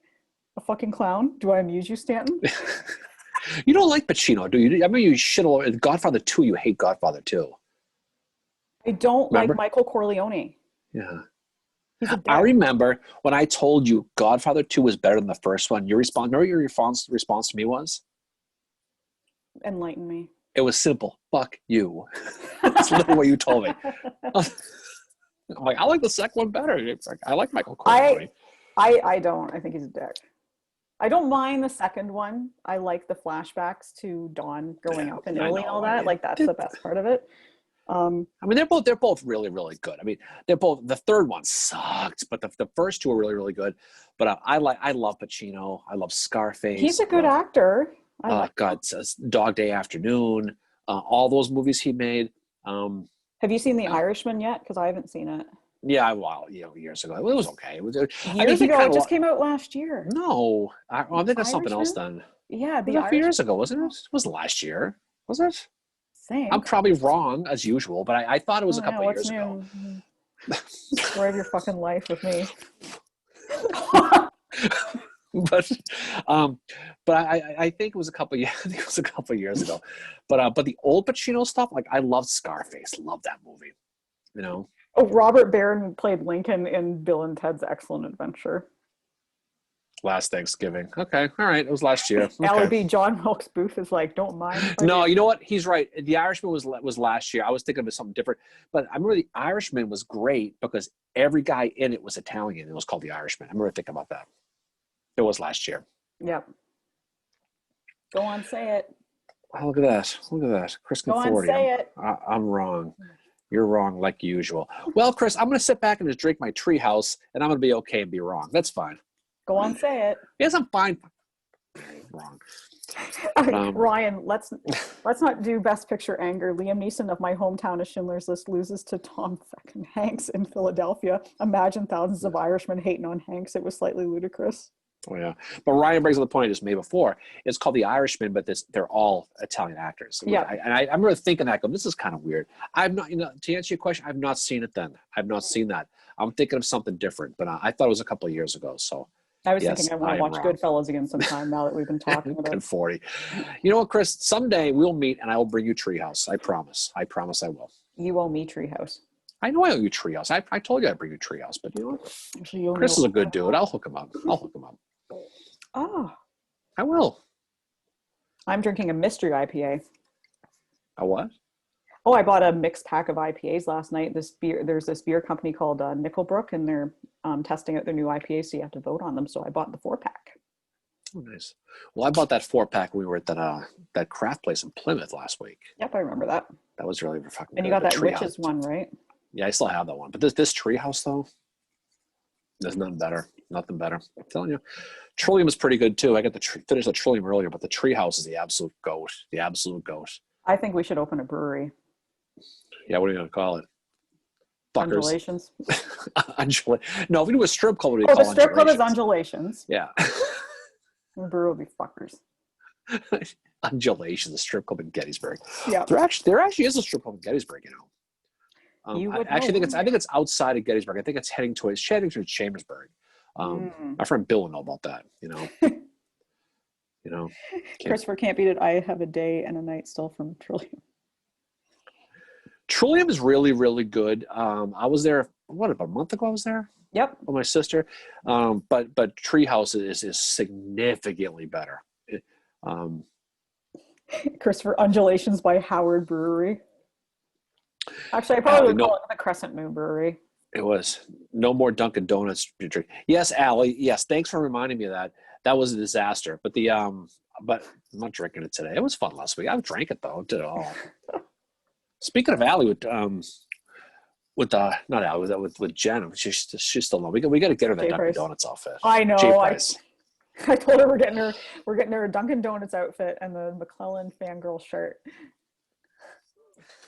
But no, seriously, I once thought of opening like a brewery or like a restaurant and having drinks named after certain generals and also telling their story with the drink. So I wanted to have like drinks based on Patrick Clayburn.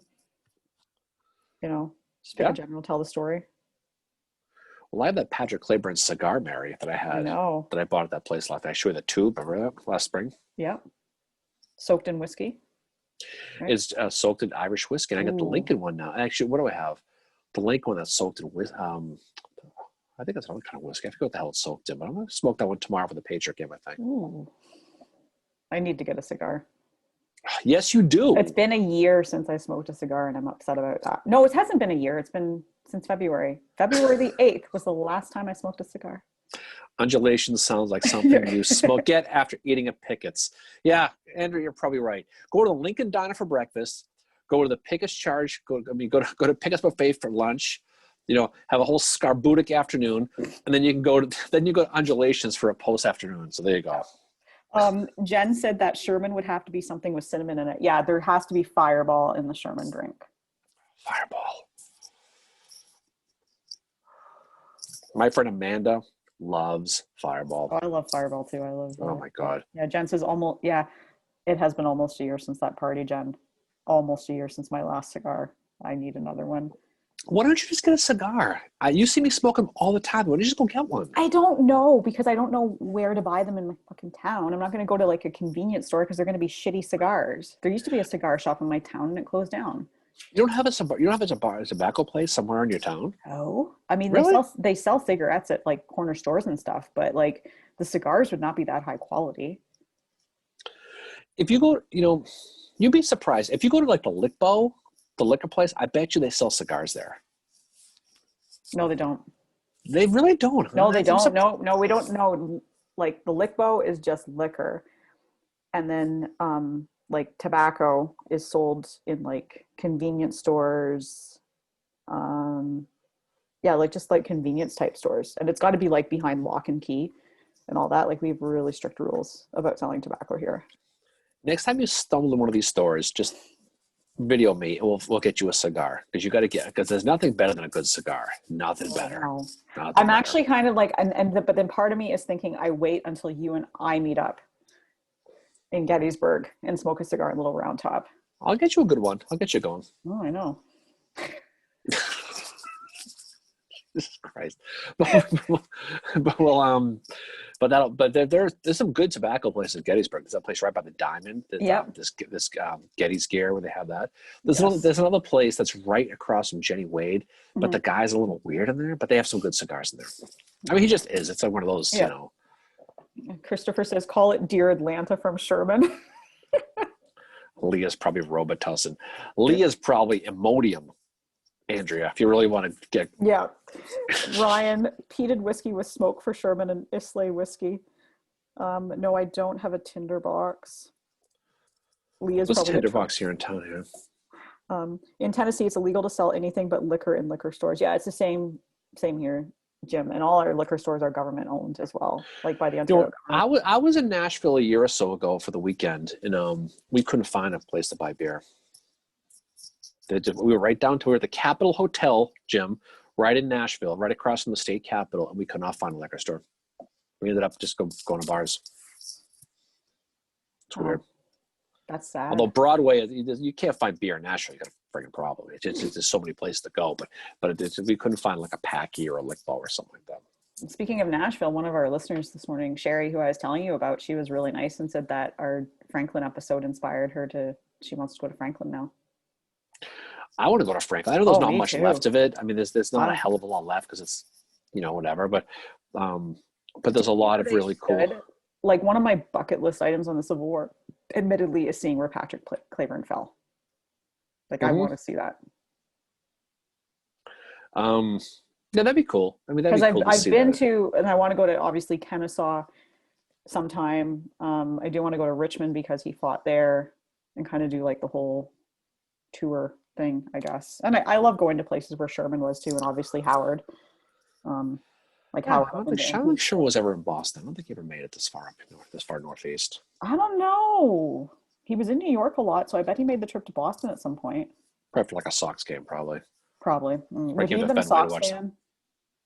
Yeah, I think he would have. No, I think he would have been a Cardinals fan. Oh, we like beating the Cardinals. That's cool. We like beating them. So 04 and 2006, 2013, say hello. Is the American Battlefield Trust doing anything at Franklin? Andrea, yeah, they have done a lot. They were actually, I think they were part of getting, there was a Pizza Hut where Cleburne, that's where he apparently fell, had been built over where he fell. And they knocked that down and now it's got a marker. But the other thing, so Franklin Battlefield is not, it's not funded in the way that like Gettysburg or Chickamauga is. So there is Franklin, I think it's called Franklin Battlefield Trust. I mentioned it on the episode, but it's a good idea to mention it on here too. So you can join that, like you can join American Battlefield Trust. So you can join Franklin Battlefield Trust and it goes towards like funding that battlefield because there's still a lot they're trying to preserving. What are you fucking laughing at now? Just Leonard's giving me shit about the Red Sox Cardinals. Hey, Leonard, look, nothing wrong with St. Louis. It's a great place to pick up a World Series trophy on the road. That's all I'm going to say. It was I like the Cardinals. I was there in St. Louis in 2007 for the College Hockey Frozen Four, and we stayed at a hotel that overlooked the ballpark, and we got a great view of it. We went to opening game against the Mets. I like the Cardinals. It's a cool little city. Mm-hmm. But we did beat them in the World Series twice back to back, so that was pretty cool. Besides the Civil War, I love sports, and I want to go to as many ball stadiums as possible, as well as football. You get as many World Series as the Cardinals, you can run your spec. That's cool. I mean, hey, Leonard, we're all historians, so we like old history from previous centuries too. So the Cardinals World Series are very relevant. So we like the Yankees. That's cool. Allie B. Pizza I'm not over that breeze. Patrick Cleburne, yeah, he got killed waiting in line at the Pizza Hut. I will tell Leonard this though. I am still pissed off the Bruins lost the Blues in that Stanley Cup final 2 years ago. That one got me. That one got me. But Cardinals are cool though. I actually have a friend who plays the Cardinals for my Cape Cod baseball league world. But good stuff. So you got a friend who plays for the Indians too. I do. Yep. I do. God knows he'll never see a World Series. Andrew said, "Fun fact: Kamala Harris is a Howard graduate. She is. Yeah, that's one thing I want is a Howard hoodie." Fenway is the cathedral of baseball. It is. It certainly is. Tim, go Browns. Had to do it. No, go Pats. Ew, go Browns. Are they still have a team? You know, I will say, when the Browns play the Steelers, I always root for the Browns because fuck the Steelers. But I think, but they're pretty good this year. They play Tennessee this week. That's pretty. Yeah, they're doing pretty good. Good for them. Packers aren't doing bad either. They're my other team. That's Jay Price's team. Jim said, "Battle of Franklin Trust." Thank you, Jim. Eric Jacobson is its president. But Leonard, that was the guest on the podcast. Leonard, while you're on, you come to Boston sometime, and I will definitely take you to Fenway. We'll go to a Sox game at Fenway. I promise I'll take you. We'll go. And I will come down for that. Yeah, we'll see if we can get a Canadian over here.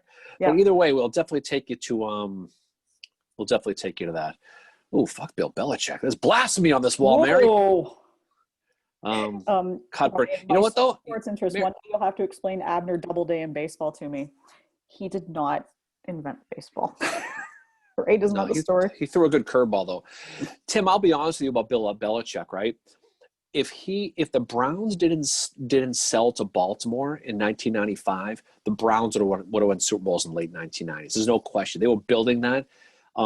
He did cut Bernie Kosar, he did, but it reminds me a lot of when he cut Drew Bledsoe or traded him for Tom Brady. And I think you got to give him the benefit of the doubt. But anyway, yeah, Leonard. In all seriousness, you come up to Boston, I'll take you to a Sox game. We'll spend a night drinking in the city. I'll take you to a Sox game. I swear to God, I will. 100% I will. It'll be a good time. I will. Wayne said, "I grew up eating pizza at that Pizza Hut, staring out the window at the spot where he died. There was a phone booth where he supposedly fell." That is that's just. I'm glad they knocked that down and that it's properly marked now. Andrew, I went to a Reds game during their 150th anniversary. Doug Allison was their catcher, first to normalize using a catcher's mitt, and was in the war artillery, I believe. That's cool. I love baseball too. Ryan, Mary, you going to ruin another Civil War myth for me? Which one are you going to ruin now? The baseball one. Does anybody think Doubleday still formed bases? People really think that? Yeah. People seriously think that, because if he was in Cooperstown in 1869, I'm sure where he was supposed to be would have been pretty pissed off where he was. I mean, whatever. I don't. Doubleday should get more credit for what he did at Gettysburg on day one. I will tell you right now, he does not get the credit he deserves on day one at Gettysburg. After Reynolds went down, he was the one. Now he was everything Reynolds wasn't. He wasn't popular. He wasn't, but he kept that together. And when he had Rufus Dawes stay back, the 6 Wisconsin, and then charge a railroad cut, he kept him in reserve. That was smart in him. So he gets credit for that. So there's a lot of these soldiers at all battles that don't get credit for what they do, or their stories aren't told enough. Like Lytle at Chickamauga, but like Doubleday at Gettysburg. And regarding the Doubleday myth, would you believe there's still people that believe it was fought over shoes? It wasn't? There's also people, believe it or not, that think Howard fucked up at Chancellorsville, and that's all. Oh my God! Don't get me going on that one. But I was gonna say, but Eddie Plank. Good talk. Howard kind of screwed Doubleday. Well, he kind of did. He did. But Tim, you're right about cutting for Todd Philcox, and that's who he was.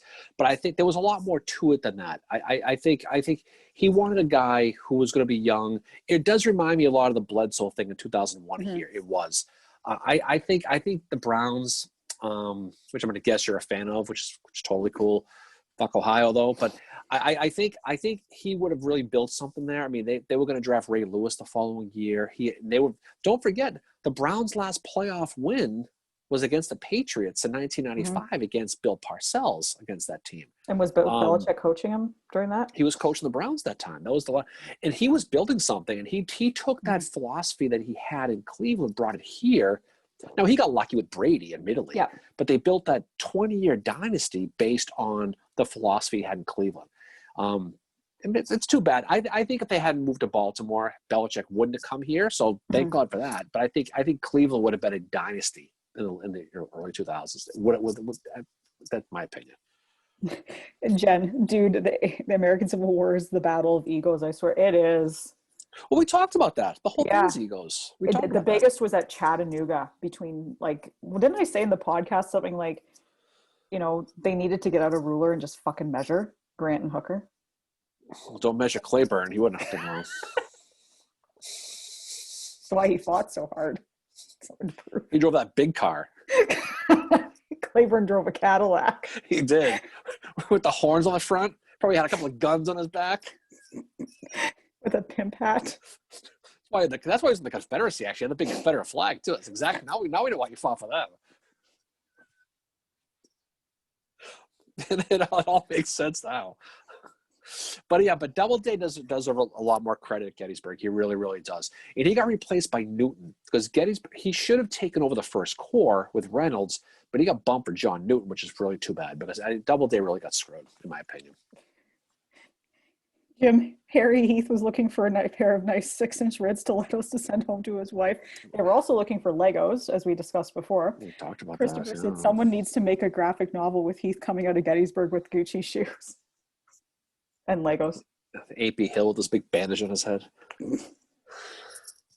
Wearing wearing these huge, gigantic high heel boots. Making a trip to the Bang Barn. Bang Barn. We didn't catch any shit for that picture, by the way. I thought we would. Oh, your picture for Franklin? Yeah, exactly. I don't think anybody got the subtlety of it. No, I don't think so either. It was a good one, though. Leonard, let's go surprise Harry Heath with some sensible pumps. Ooh, now we're talking. Maybe some Doc Martens, maybe. Maybe some LL Beans. What Andrew brand Shore, would Civil War generals have worn? What clothing brands? Well, obviously Howard would wear something to run fast, so probably Nike's, probably, right? Sent to his wife. Yeah, it's a good. Yeah. It's funny. Andrew and Jimbo hit that one pretty good. Sure, his wife. Definitely, but we should probably jump off here soon because we're doing I think we've done damage for one day, for God's sakes. But this is a lot of fun as always. Yeah, definitely. So I think so. So what are we doing next, Mary? We're doing Fredericksburg, right? We're doing F-burg. Because someone got shot down for the Santa McClaw's Christmas Spectacular adventure we were going to do next week. We're going to do it in 2 weeks now. I explained why, and I'm going to explain why here, so it's on the record. It's because the anniversary is next weekend, and it makes more sense to do it on the anniversary. We'll go with that. Does that work for you? It does work for me. So next week we're going to be doing we're doing Fredericksburg. We'll do that one, and then we'll do the Facebook Live again. And don't forget the roundtable's coming up, right? Pretty soon. Wednesday, I think. So a week from Wednesday, actually. A week from Wednesday, 6 p.m. Okay, we're going to be doing our roundtable. We'll be talking, and I think we're going to focus on books. I think this time. I think so. Yeah, I think we're going to when I send out the email to everybody, I'm going to say we're going to try and focus on Civil War books, just because we've had a few questions on the live about that. And just talk about, whatever about Civil War books. But I mean, if we don't stay on topic, which we sometimes go off the rail, that's fine too. No, but I'm looking forward to that one. That's a great one. There's a lot of good stories with that one. So we'll talk about, the pontoon boats. We'll talk about Halleck, and we'll talk about Burnside. We'll talk about Meade getting fucked over when he made the breakthrough, and then nobody would come to his. We'll talk about Richard Kirkland, the Angel of Mary's Heights. We'll talk about all that stuff, and we'll have a lot of fun talking about that. Yeah, that's going to be Mary's Heights. But that'll be a fun one to talk about as well. So anyway, I think we're good for today. So thanks everybody for jumping on. What time is it now? It's holy shit. It's 1 o'clock. That's why I said it's been 3 hours. Allie B said she's going to bring a massive list of books. Yeah, she will. And someday we'll do some sort of meet and greet with everybody. We'll hang out and do one of these battlefields and get somebody to drive down and. Probably Gettysburg, realistically. That's what we'll do. Well, I think we'll probably do something whenever we visit a battlefield, just let our listeners know, hey, if you're in the area, come hang out with us. Yeah, we'll do it. Once you do your thing, I'll just sit in the corner and usual, Okay. But it's fun. Everybody can Anyway, watch me call Week the fucker. yeah, exactly.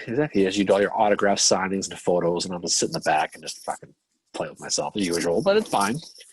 But that's a good time. The usual Breakfast Club bullshit. But anyway, so we'll do Fredericksburg next week. We'll do live again, and then the following Wednesday, I think we'll be doing our roundtable. Right?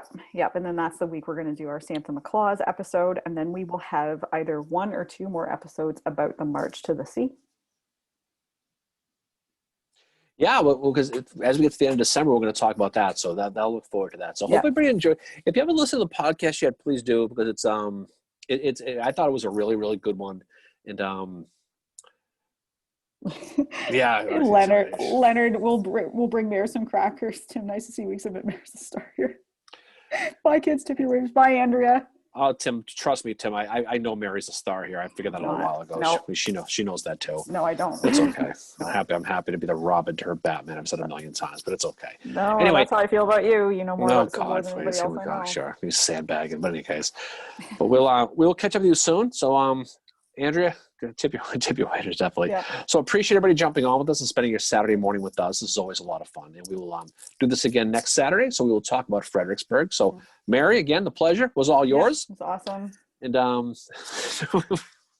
talk to you. We'll talk to you a little bit later. But definitely check out the podcast. Leave us some message what you think about it, because I think this was a fun one for us to do. So I think we really appreciated this. Yeah, it was an awesome episode. Anyway, so we'll see you guys next Saturday. Thank you for joining us and hanging out. It's awesome as always. You guys rock. And we'll see you guys next week. Bye. You guys the best. Love you all. Take care. Bye. Peace out. I'm going to stop recording now. Oh, okay.